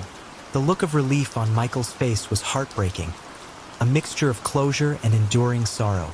The burden he had carried for so long was finally lifted, but the scars would remain forever. However, the relief was fleeting. The question that haunted Leo, the question that kept him awake at night, was this: who or what had committed these heinous crimes? And were they still out there? The question was unanswered, and the thought was terrifying. The monster might be literal, a creature of flesh and blood, or it might be figurative, a symbol of the darkness that lurks within humanity. Either way, Leo hoped he would never have to find out. The hunted in Hemlock Hollow. The moment the first arrow whizzed past my ear, embedding itself in the trunk of a nearby tree, I knew this wasn't a simple hunting trip gone wrong. This was a deliberate act, a targeted assault. And I, Park Ranger Eleanor Vance, was the prey. It had started as a routine patrol of Hemlock Hollow, a secluded section of the vast Blackwood National Forest. I'd been a ranger for 10 years, and I knew these woods like the back of my hand, or so I thought. The recent reports of unusual activity, strange lights in the sky, unsettling sounds at night, and a growing number of missing hikers had put me on edge. But I dismissed them as local legends, as the overactive imaginations of city dwellers unused to the wilderness. Now, standing there with an arrow quivering inches from my head, I realized how wrong I'd been. I dove for cover behind a thick oak tree, my heart hammering against my ribs. My service weapon, usually a comfort, felt inadequate against an unseen enemy armed with silent, deadly projectiles. "Who's out there?" I yelled, my voice echoing through the stillness of the forest. "Show yourself." Silence, only the rustling of leaves and the distant caw of a crow. I peered cautiously around the tree, scanning the surrounding woods. The trees were dense, their branches casting long, dancing shadows in the late afternoon light. It was impossible to see anything beyond a few feet. Then, another arrow. This one struck the tree trunk just above my head, showering me with splinters of wood. I ducked back, my breath catching in my throat. They were toying with me, whoever they were. I needed to move. Staying here would be suicide. But where could I go?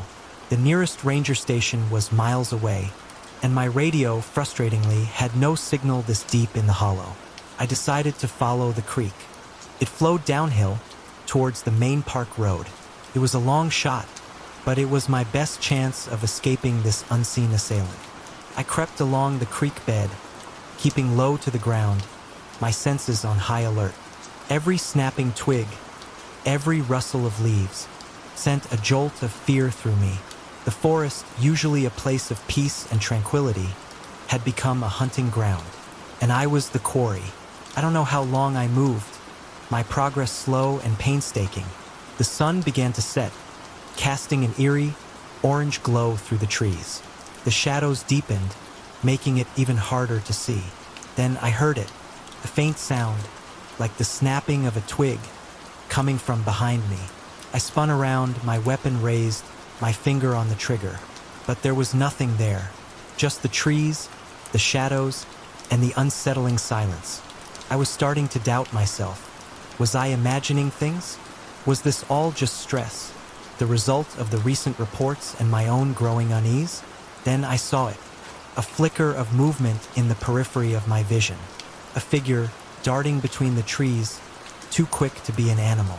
I fired, a single shot echoing through the stillness. A cry, a human cry, filled with pain and surprise. I had hit something, or someone. I advanced cautiously, my weapon still raised, my heart pounding. I found him lying on the ground, clutching his leg, his face contorted with pain. He was young, maybe early 20s, dressed in camouflage gear, and he was armed. A bow and a quiver of arrows lay beside him, along with a hunting knife strapped to his belt. "Who are you?" I demanded, keeping my weapon trained on him. "Why were you shooting at me?" He looked up at me, his eyes filled with a mixture of pain and defiance. "You weren't supposed to be here," he said, his voice hoarse. "This is our land." "Your land," I repeated, incredulous. "This is a national park. It belongs to everyone." He laughed, a harsh, humorless sound. "You don't understand," he said. "This place, it's different. It's sacred." He winced, clutching his leg. The arrow wound was bleeding profusely. I hesitated. He was my attacker, the one who had tried to kill me. But he was also injured, possibly seriously. My training, my instincts as a ranger, told me I had to help him. I holstered my weapon, much to his surprise, and knelt beside him. "I'm going to help you," I said. "But first, I need to know what's going on here. Who are you? And who else is out there?" He looked at me, his eyes searching mine. Then, slowly, he began to speak. His name was Caleb, and he was part of a group, a cult, that had been living in Hemlock Hollow for generations. They believed the land was sacred, imbued with ancient powers. They rejected the outside world, living off the land and practicing strange, ritualistic ceremonies. And they were fiercely protective of their territory. They saw any outsiders, especially park rangers, as a threat. "We didn't want to hurt you," Caleb said, his voice weak. "But we had to protect our secrets. The ceremony, it's tonight. You can't interfere." "Ceremony? What ceremony?" Before I could ask, I heard a sound. A low, rhythmic chanting, coming from deeper in the woods. It was growing louder, closer. "They're coming?" Caleb whispered, his eyes wide with terror. "You have to go. Now." I looked at him, torn. I couldn't just leave him here, but I also couldn't stay. I was outnumbered, outmatched, and facing something I didn't understand. "I'll come back for you," I said, my voice firm. "I promise." I turned and ran, following the sound of the chanting, my mind racing. I had to find out what was going on, and I had to stop it. The chanting led me to a clearing, bathed in the eerie glow of a bonfire. And there, gathered around the fire, were dozens of figures, dressed in hooded robes, their faces obscured by shadows. They were chanting in a language I didn't recognize, their voices rising and falling in a hypnotic rhythm. In the center of the circle stood a raised platform, and on the platform, tied to a stake, was a young woman, Emily Carter, the missing hiker. My blood ran cold. This wasn't just a cult. This was a human sacrifice. I had to act fast. I couldn't take on all of them, not alone. But maybe, just maybe, I could create a distraction, give Emily a chance to escape. I scanned the clearing, searching for anything I could use. My eyes fell on a stack of firewood, piled high near the edge of the trees. An idea, desperate and dangerous, formed in my mind. I crept towards the firewood, my movements slow and deliberate. The chanting grew louder, the figures more frenzied. I reached the firewood, my heart pounding. I took a deep breath, and then, with all my might, I pushed the stack over. The logs tumbled down, crashing into the clearing, scattering the figures and extinguishing the bonfire in a shower of sparks and embers. Chaos erupted. The chanting stopped, replaced by shouts of anger and confusion. "Emily!" I yelled, running towards the platform. "Run!" Emily, startled but alert, saw me and began to struggle against her bonds. I reached the platform, drawing my knife and cutting her free. "Go!" I yelled, pushing her towards the edge of the clearing. "Get out of here!" She didn't hesitate. She ran, disappearing into the darkness of the woods. I turned to face the remaining figures, my knife held high, my heart pounding. They were converging on me, their faces contorted with rage. But then, something unexpected happened. A figure stepped forward from the shadows. It was Caleb, the young man I'd shot. He was limping, his leg bandaged, but his eyes were clear. "Stop!" he yelled, his voice ringing out across the clearing. "This isn't the way." The figures hesitated, their movements uncertain. "We don't kill outsiders," Caleb continued, his voice gaining strength. "That's not what we believe. This is wrong." He turned to me, his eyes filled with a mixture of shame and regret. "I'm sorry," he said. "I was wrong. Go, get out of here, and don't come back." I stared at him, stunned. Then, slowly, I backed away, towards the edge of the clearing. I didn't stop running until I reached the main park road, my lungs burning, my legs aching. I flagged down a passing car, and within minutes, I was surrounded by police officers, search and rescue teams, and paramedics. Emily was found safe, hiding in a nearby cave. She was traumatized, but alive. The cult members were apprehended, their reign of terror brought to an end. The secrets of Hemlock Hollow were exposed, the darkness brought to light. I was hailed as a hero, but I didn't feel like one. I felt changed. I had seen something, experienced something, that had shattered my perception of reality. I knew that the world was a far stranger and far more dangerous place than I had ever imagined. And I knew that there were still places, hidden places, where ancient forces lurked, waiting to be awakened. I returned to my job as a park ranger, but I never went back to Hemlock Hollow.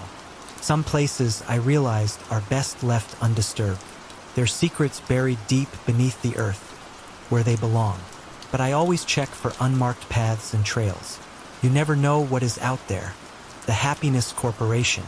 The silence of his apartment was oppressive. After his ex-wife, Amelia, had taken their children, Max and Sophie, for their scheduled visitation, Daniel found himself adrift in a sea of solitude. The television flickered silently, the volume muted, casting an eerie, shifting glow across the room. He was missing his kids, missing Amelia, and wrestling with a potent cocktail of self-loathing and regret. His phone lit up, the screen illuminating a number he didn't recognize. He was in no mood for telemarketers or wrong numbers. He ignored it, carefully balancing a precarious bowl of vanilla ice cream, his chosen comfort food, liberally doused with vodka on his stomach. Then the familiar ding, buzz of a new voicemail. He sighed. Might as well get it over with. The first time he played the message, he could barely make it out. It sounded like a string of numbers, recited in a monotone, almost robotic voice. He put the phone on speaker and cranked the volume to its maximum. The numbers, clear now, crackled through the speaker. 041 14 011 18 05 13 13 21 19. That was it. No greeting, no explanation, just a sequence of digits. He knew immediately it wasn't a phone number.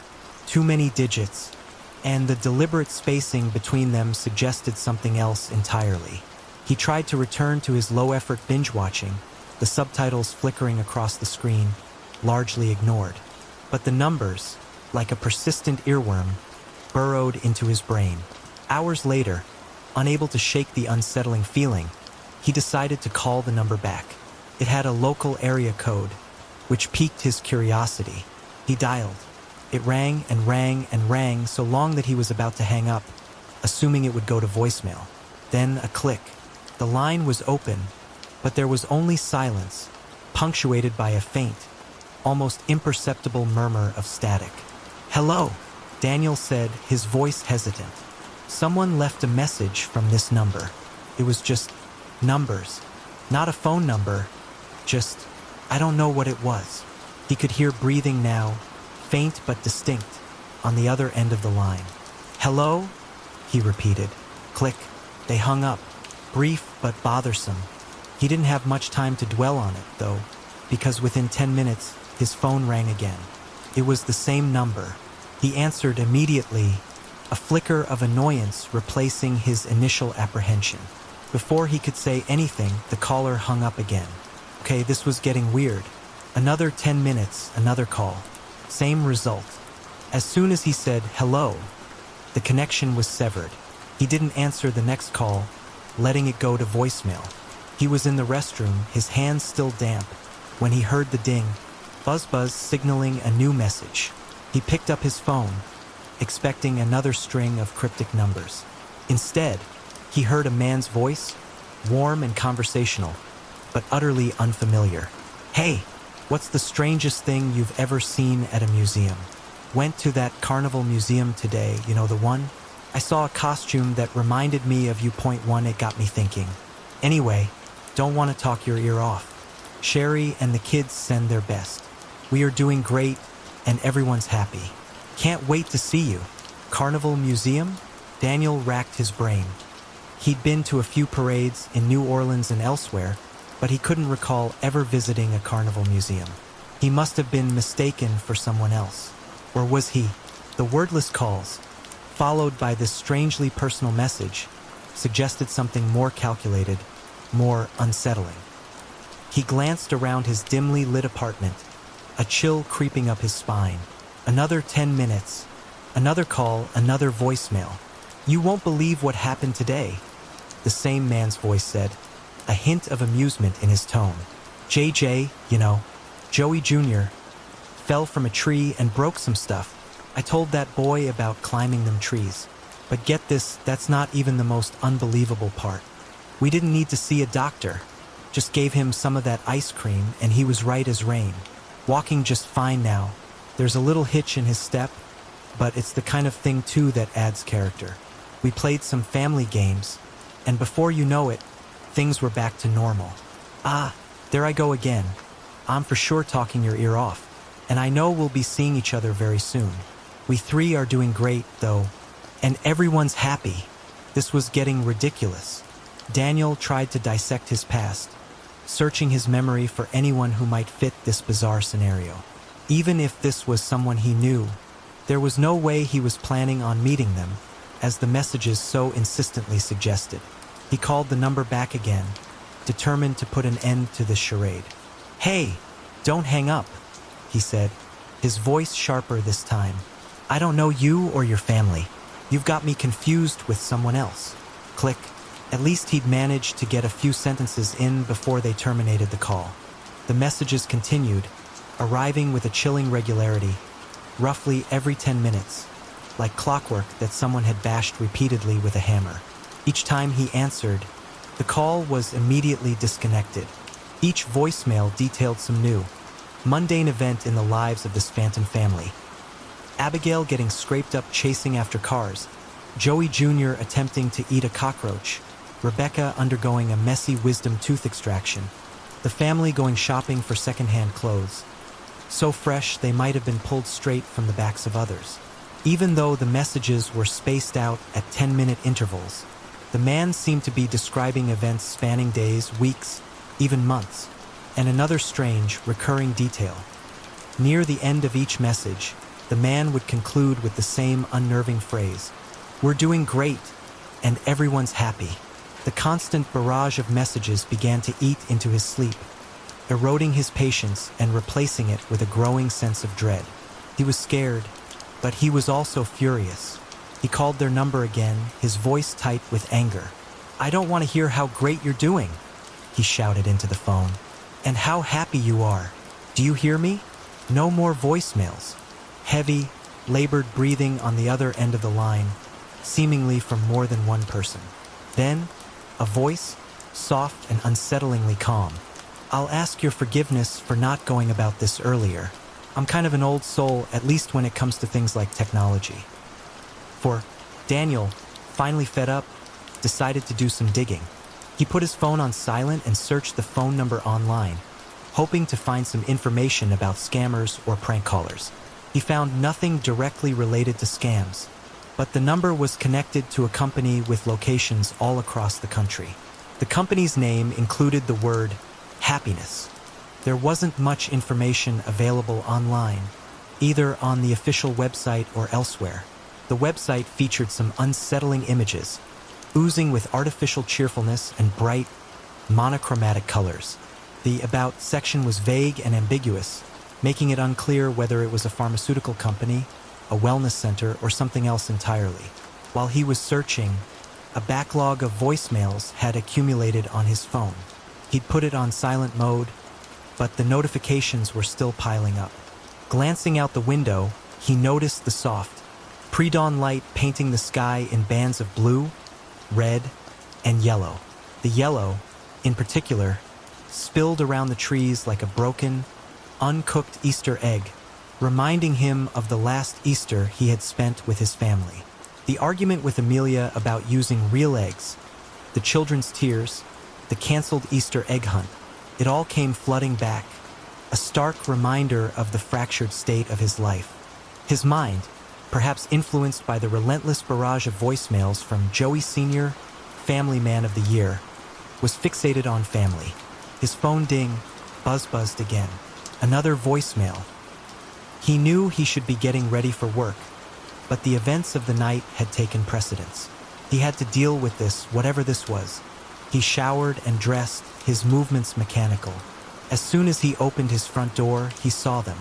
They were standing beyond the apartment complex road and parking lots, past the manicured trees, under the wilder canopy of the older, untamed trees. A man, a woman, and 2 children, all holding hands. He couldn't hear them, but he could read their lips, moving rapidly, repeating the same phrase over and over. We're doing great, and everyone's happy. He peered closer, but he couldn't make out their faces clearly. They were wearing old, outdated clothing, the kind of garments you'd find in an attic or hanging on a rack at a yard sale. Cars drove by in the parking lot, their occupants oblivious to the unsettling figures lurking in the trees. Daniel imagined someone approaching them, and a horrifying image flashed through his mind. The family springing into action, wielding knives, stabbing and slashing their victim while chanting their macabre mantra. We're doing great, and everyone's happy. He retreated back inside, locking the door and latching the windows. He called the police, his voice frantic, but the person he spoke with seemed fixated on the idea of prank calls, dismissing his concerns and emphasizing that there wasn't much they could do unless there were explicit death threats. They completely ignored his description of the family stalking him outside his apartment. So they're happy, huh? The dispatcher said with a dismissive tone. Well, that's good. I'd be more concerned if they weren't.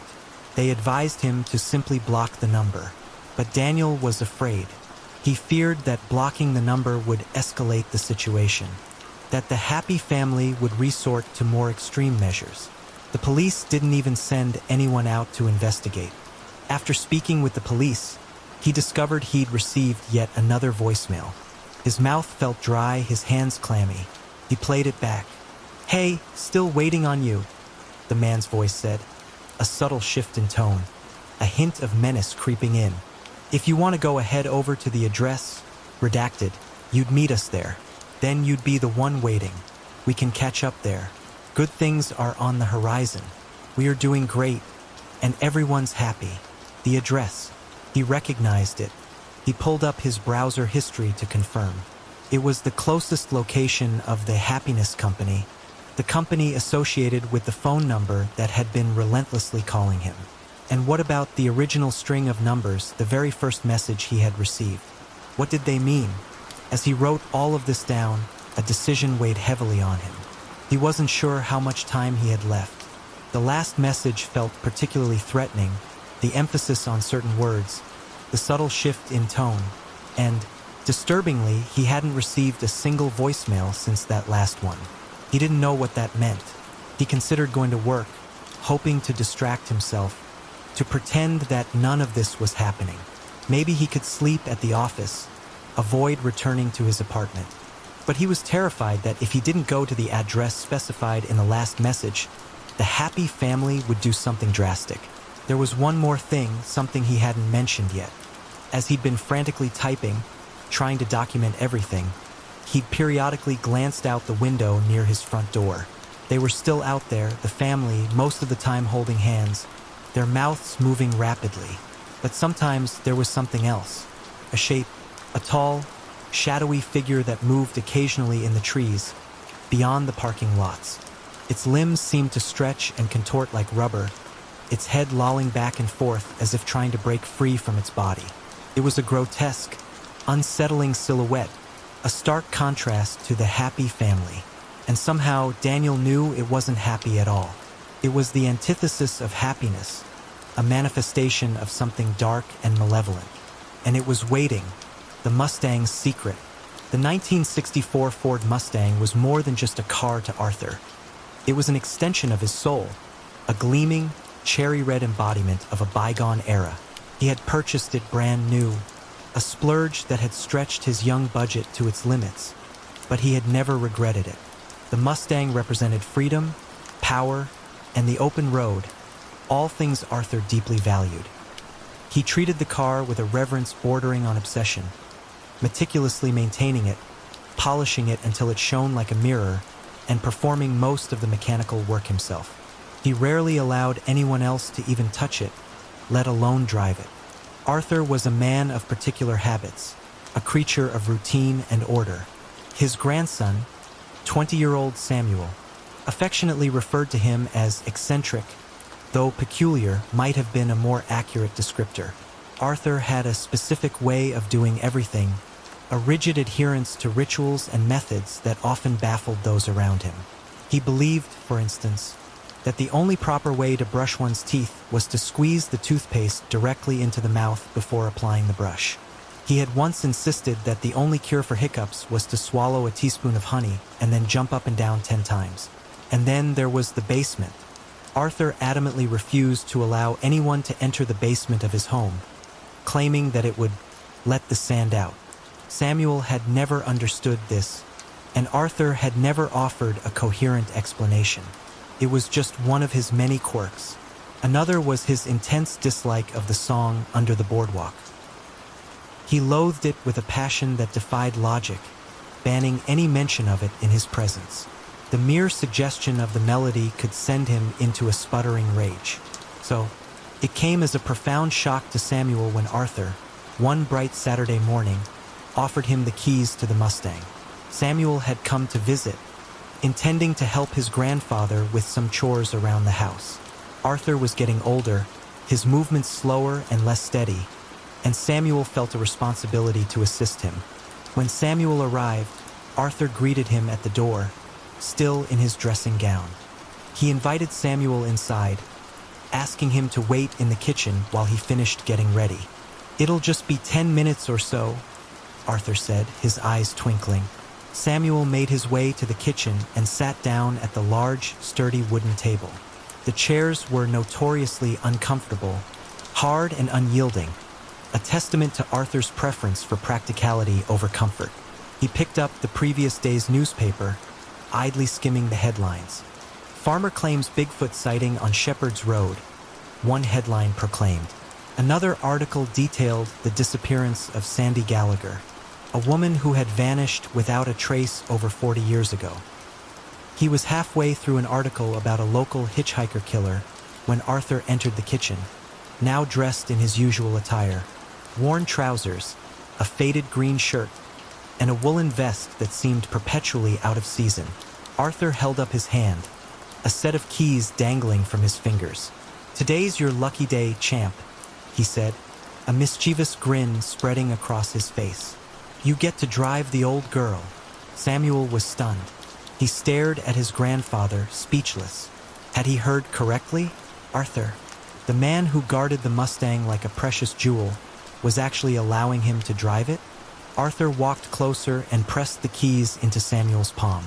The metal was cool against his skin, a tangible confirmation that this wasn't a dream. "I need you to pick up a few things for me in town," Arthur explained. "As you know, I'm getting a bit too old to be driving all over the place.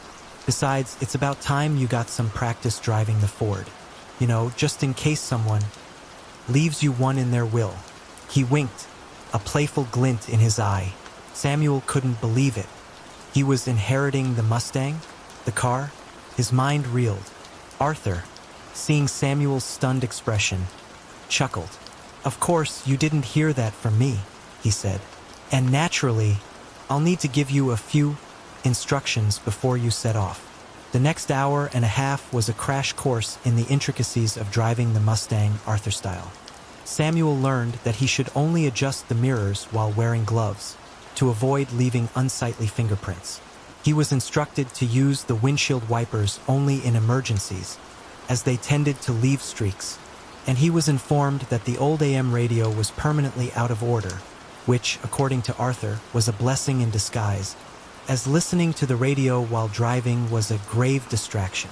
Samuel nodded dutifully, agreeing to all of Arthur's peculiar rules, though he secretly knew he would likely disregard most of them. Finally, Arthur declared him ready. "The best way to get to the shops is down Shepherd's Road," he said. Shepherd's Road was a narrow, unpaved track, a relic of a time before the modern highway had been built. It was notoriously bumpy and dusty, but Arthur insisted it was the superior route. Samuel, wanting to humor his grandfather, agreed to take Shepherd's Road. He hopped into the Mustang, the leather seats worn but comfortable, and fired up the engine. The car roared to life, a powerful, throaty rumble that sent a thrill of excitement through him. He understood, in that moment, Arthur's deep affection for this machine. It was more than just a car. It was a living, breathing entity. He gave Arthur a wave and slowly pulled away, careful to demonstrate his respect for the Mustang's pristine condition. Once he was out of sight, however, he pressed down on the accelerator, feeling the surge of power as the car responded. He made his way onto Shepherd's Road, and the smooth ride immediately transformed into a bone-jarring, teeth-rattling experience. It felt less like driving and more like operating a jackhammer.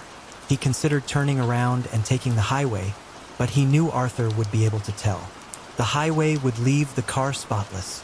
Shepherd's Road would coat it in a thick layer of dust. He persevered, bouncing and jolting his way down the road. He didn't encounter any other vehicles. Most sensible people opted for the smoother, faster highway. He had been driving for what felt like an eternity, but was probably only about 10 minutes when he saw her. She was walking in the middle of the road, her back to him. She was wearing an old-fashioned, striped dress and low-heeled shoes. She seemed oblivious to his approach, walking slowly and deliberately, as if lost in thought. He slowed the Mustang down, his initial thought to offer her a ride. But then, the image of the newspaper article flashed through his mind. Hitchhiker killer. He hesitated, deciding it was better to be safe than sorry. He was now about 10 meters away from the woman, and he began to steer the car outwards, intending to give her a wide berth. That's when the radio, the supposedly defunct AM radio, sprang to life. Under the boardwalk, blared out of the speakers, the music loud and clear, startling him so badly that he jumped in his seat. He fumbled for the volume control, trying to turn down the infernal song, his eyes momentarily leaving the road. When he looked up, he was almost level with the woman. He instinctively tried to steer away, but the steering wheel seemed to have a mind of its own. It spun in his hands, turning the car towards the woman. He slammed on the brakes, but it was too late. He felt a sickening thud, and then saw the woman crash against the windshield, leaving spiderweb cracks in the glass. She rolled back off the windshield onto the hood and then finally onto the ground. He had hit her. He hadn't meant to. He was sure the car had done it itself, swerving and accelerating on its own.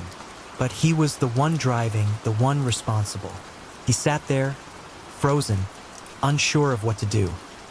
He looked towards the front of the car and saw the woman's legs, unmoving, protruding from beneath the bumper. He reached for the door handle, pulled it, and stepped out of the car. He slowly walked to the front, his legs feeling heavy and unsteady. He saw her lying there, in a growing pool of her own blood. The front of the Mustang was covered in blood. His first, irrational thought was, that's definitely going to need cleaning. He looked down at the woman, and a wave of recognition washed over him. He had seen her before, just that morning, in the newspaper. It was Sandy Gallagher, the woman who had disappeared over 40 years ago. But something was wrong. She looked exactly as she did in the photo, young and vibrant, as if she hadn't aged a day. He didn't know what to think. All he knew was that Arthur was right. The radio was incredibly distracting. If it hadn't started playing that blasted song, none of this would have happened. But the fact remained, he had hit this woman. The question now was what to do with her. He made a decision he would later struggle to understand. He picked up the body, surprised by its weight, and carried it to the back of the car. He had to put her down momentarily to open the trunk, but he managed to lift her again and stuff her inside. As he was closing the trunk, he saw it. He could have sworn, just as the lid slammed shut, that Sandy Gallagher opened one eye. But that was a problem for later. The trunk was closed. He got back into the Mustang and started the engine. It roared to life, as powerful and responsive as ever. He closed his eyes for a moment, and when he opened them again, he found himself at the beginning of Shepherd's Road, staring at the dusty, winding track. The street sign read, Shepherd's Road. The Mustang's windshield was pristine, unblemished, without a single crack. It was as if the entire incident had been erased, a nightmare that had never happened. Or had it? He felt a strange sense of knowing, a deep, visceral understanding of what had happened to Sandy Gallagher all those years ago. It was as if the car itself had shown him, had shared a memory, a dark secret that had been buried for decades. He now knew something that only he and one other person knew. He had a choice to make. Tell someone, reveal the truth, or keep the secret, allowing the past to remain buried. The weight of that decision, the implications of either choice, pressed down on him, heavy and inescapable. The island of whispers. The moment the fog rolled in, obscuring the already remote island from view, a sense of isolation, heavy and absolute, descended upon us. What had begun as a scientific expedition to a forgotten corner of the Pacific was rapidly transforming into a struggle for survival against forces we couldn't comprehend. My name is Dr. Eleanor Vance, and I lead a small team of researchers studying the unique ecosystem of Isla Perdida, a volcanic island uncharted on most modern maps. We'd been here for 2 weeks, cataloging the island's unusual flora and fauna, when the unsettling events began. The island itself was a paradox, a lush, vibrant landscape teeming with life, yet shrouded in an almost palpable silence. The usual sounds of a tropical island, the chirping of insects, the calls of birds were strangely muted, replaced by a low, persistent hum that seemed to emanate from the very ground beneath our feet. Our team consisted of 4 members: myself, a botanist, Dr. Ben Carter, a zoologist, Dr. Sarah Chan, a geologist, and Marcus Riley, our experienced guide and survival expert. We were well-equipped, well-prepared, and confident in our ability to handle the challenges of a remote expedition. But we weren't prepared for this. It started with the disappearances. First, it was small things: a GPS unit, a notebook, a pair of binoculars. We chalked it up to carelessness, to the inevitable misplacement of items in a busy research camp. Then the animals began to vanish. The rare species of flightless bird we'd been tracking, the unique lizards that basked on the volcanic rocks, they were simply gone. No tracks, no signs of predation, just emptiness. The unease grew, spreading through our camp like a creeping vine. We started to double-check our equipment, to lock our tents at night, to avoid venturing out alone. Then the whispers started. At first, I thought it was the wind, rustling through the leaves of the strange, almost metallic-looking trees that covered the island. But it was more than that. It was a low, murmuring sound, like voices just at the edge of hearing. Voices speaking in a language I didn't understand. I wasn't the only one who heard them. Ben, usually stoic and unflappable, became increasingly agitated, his eyes darting around nervously. Sarah, normally focused and analytical, started making mistakes in her data, her hands trembling as she took measurements. Only Marcus seemed unaffected, his stoicism bordering on indifference. "It's just the wind," he'd say, his voice flat, "playing tricks on your ears." But I knew it was more than that. One evening, as we were sitting around the campfire, the whispers grew louder, more insistent. They seemed to be coming from all around us, closing in. "Do you hear that?" Ben asked, his voice strained.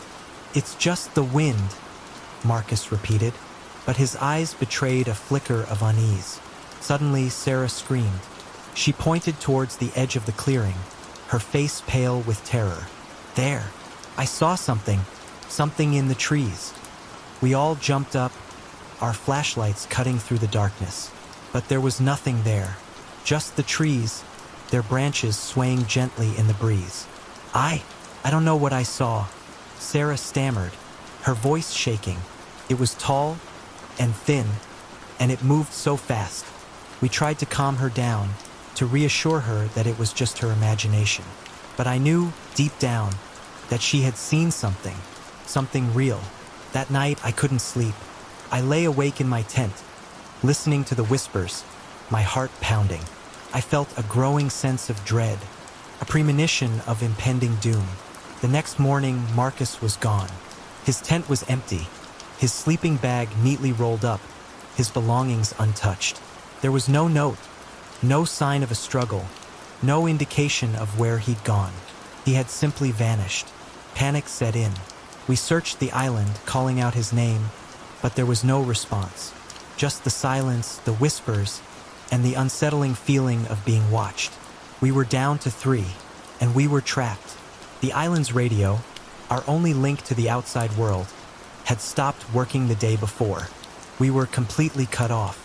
As the day wore on, the fog rolled in, thicker than before, reducing visibility to near zero. It was as if the island itself was trying to swallow us whole. We huddled together in the main tent, our fear palpable. We knew we couldn't stay here. We had to find a way off this island. "The boat," Ben said, his voice hoarse. "We have to get to the boat." Our research vessel, a small but sturdy craft, was moored in a sheltered cove on the far side of the island. It was our only hope of escape, but getting there would be perilous. We had no idea what was out there, lurking in the fog, waiting for us. We decided to risk it. We armed ourselves with whatever we could find: machetes, flare guns, even rocks, and set out into the mist. The journey was a nightmare. The fog was so thick we could barely see a few feet in front of us. The whispers were constant, swirling around us, disorienting us, and every rustle of leaves, every snap of a twig, sent shivers of terror down our spines. We moved slowly, cautiously, staying close together. Then we heard it, a sound, distinct from the whispers, coming from somewhere ahead. A low, guttural growl. We froze, our hearts pounding. Something was out there, something large and dangerous. "Run!" I yelled, breaking the silence. We ran blindly, desperately through the fog. The growling grew louder, closer. We could hear it pursuing us, its heavy footsteps pounding on the ground. We stumbled, fell, scrambled to our feet, and kept running. We had to reach the boat. We had to escape. Finally, through the fog, we saw it. The faint outline of the cove, the dark shape of our boat bobbing gently in the water. We reached the shore, gasping for breath, our legs aching. We scrambled onto the boat, fumbling with the ropes, our hands shaking. The engine sputtered to life, a welcome sound in the oppressive silence. We pulled away from the shore, heading out into the open sea, leaving the fog-shrouded island behind. But as we looked back, We saw something that would forever haunt our nightmares. Figures, emerging from the fog, standing on the shore. Tall, thin figures, their forms indistinct, their eyes glowing with an unholy light. And they were watching us, silent, unmoving. We sped away, not daring to look back, the whispers of the island fading into the distance. We were rescued a few days later by a passing cargo ship. We told our story, but no one believed us. They chalked it up to stress, to hallucinations, to the trauma of losing our colleague. Marcus was never found. His disappearance remains a mystery. But I know the truth. I know what we saw on that island. And I know that some places are best left unexplored, their secrets undisturbed. Because there are things out there, in the forgotten corners of the world, that defy our understanding. Things that are ancient, powerful, and malevolent. And sometimes the greatest discoveries are the ones we never make. Because the price of knowledge can be too high. The price sometimes is our sanity, or our lives.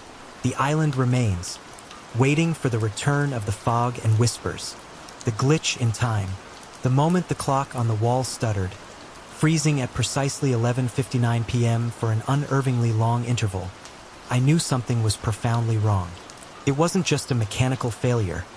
It was a fissure in the fabric of reality, a glitch in the seamless flow of time. And I, Dr. Alistair Fairbanks, a theoretical physicist obsessed with the nature of temporality, was about to be pulled into its vortex. My laboratory, a cluttered haven of wires, circuits, and half-finished projects, was located in the sub-basement of the prestigious Blackwood Institute, a research facility dedicated to pushing the boundaries of scientific understanding. I'd been working for months on a highly experimental device, a temporal modulator, designed to theoretically manipulate the flow of time. It was a long shot, a project fueled more by my own obsessive curiosity than by any expectation of success. But tonight, something was different. The air in the lab crackled with an unusual energy. The hum of the machinery seemed to deepen, to resonate with an almost palpable vibration. And then the clock. It froze, its second hand suspended in midair, defying the relentless march of time. I stared at it, my heart pounding. This wasn't a power outage. This wasn't a mechanical malfunction. This was something else. Then the world shimmered. It was subtle, almost imperceptible, like a heat haze rising from asphalt on a summer day. But it was there, a distortion, a warping of the visual field. And then it happened. A figure materialized in the center of the lab, seemingly out of thin air. It was a man dressed in clothes that looked archaic. A long coat, a waistcoat, a cravat. He looked disoriented, confused, his eyes wide with terror. Where am I?" he stammered, his voice thick with an accent I couldn't quite place. I stared at him, speechless. This wasn't possible. This couldn't be happening.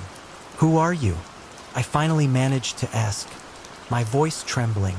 He looked at me, his eyes focusing with difficulty. "My name is Edward Mallory," he said. I was in my study reading," and then he trailed off, his gaze sweeping around the lab, taking in the unfamiliar surroundings. His eyes widened in disbelief. What is this place?" he asked. "What sorcery is this?" Sorcery? He thought this was magic? Then it hit me. The clothes, the accent, the archaic language. He wasn't from now. He was from the past. My temporal modulator. It hadn't just manipulated time. It had ripped a hole in it, pulling this man, Edward Mallory, from his own time into mine. I was ecstatic. My experiment had worked. I had achieved the impossible. But my elation was quickly replaced by a growing sense of dread. What had I done? What were the consequences of this temporal breach? "Mr. Mallory," I said, trying to keep my voice calm, "you're in a laboratory, a scientific facility, and you're in the future." He stared at me, his expression a mixture of confusion and disbelief. "The future?" he repeated, his voice barely a whisper.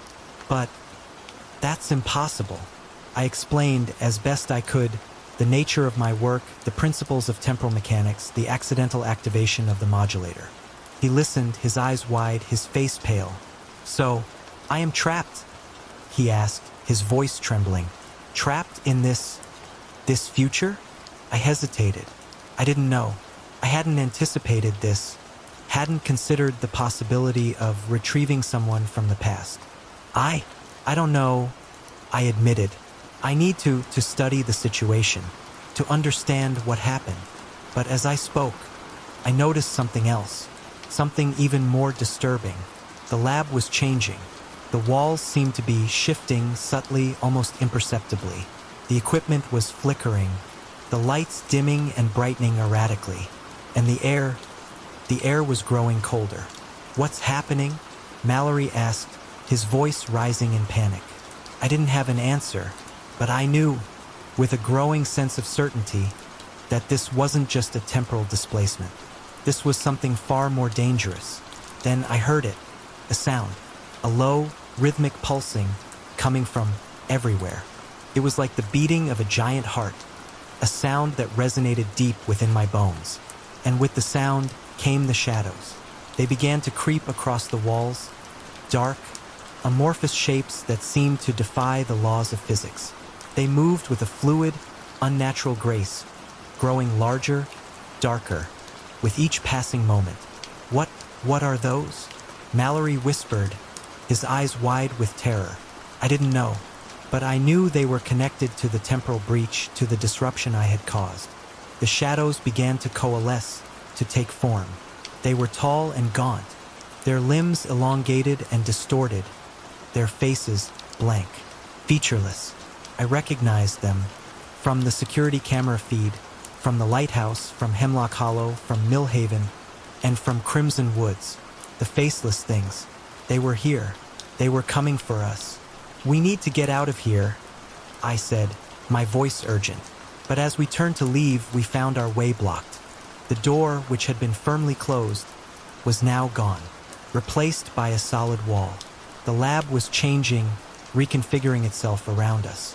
It was becoming a labyrinth. We were trapped in a shifting, distorted reality, with creatures from beyond time and space closing in. I had opened a door that should have remained closed. I had tampered with forces I didn't understand. And now I and this innocent man from the past were about to pay the price.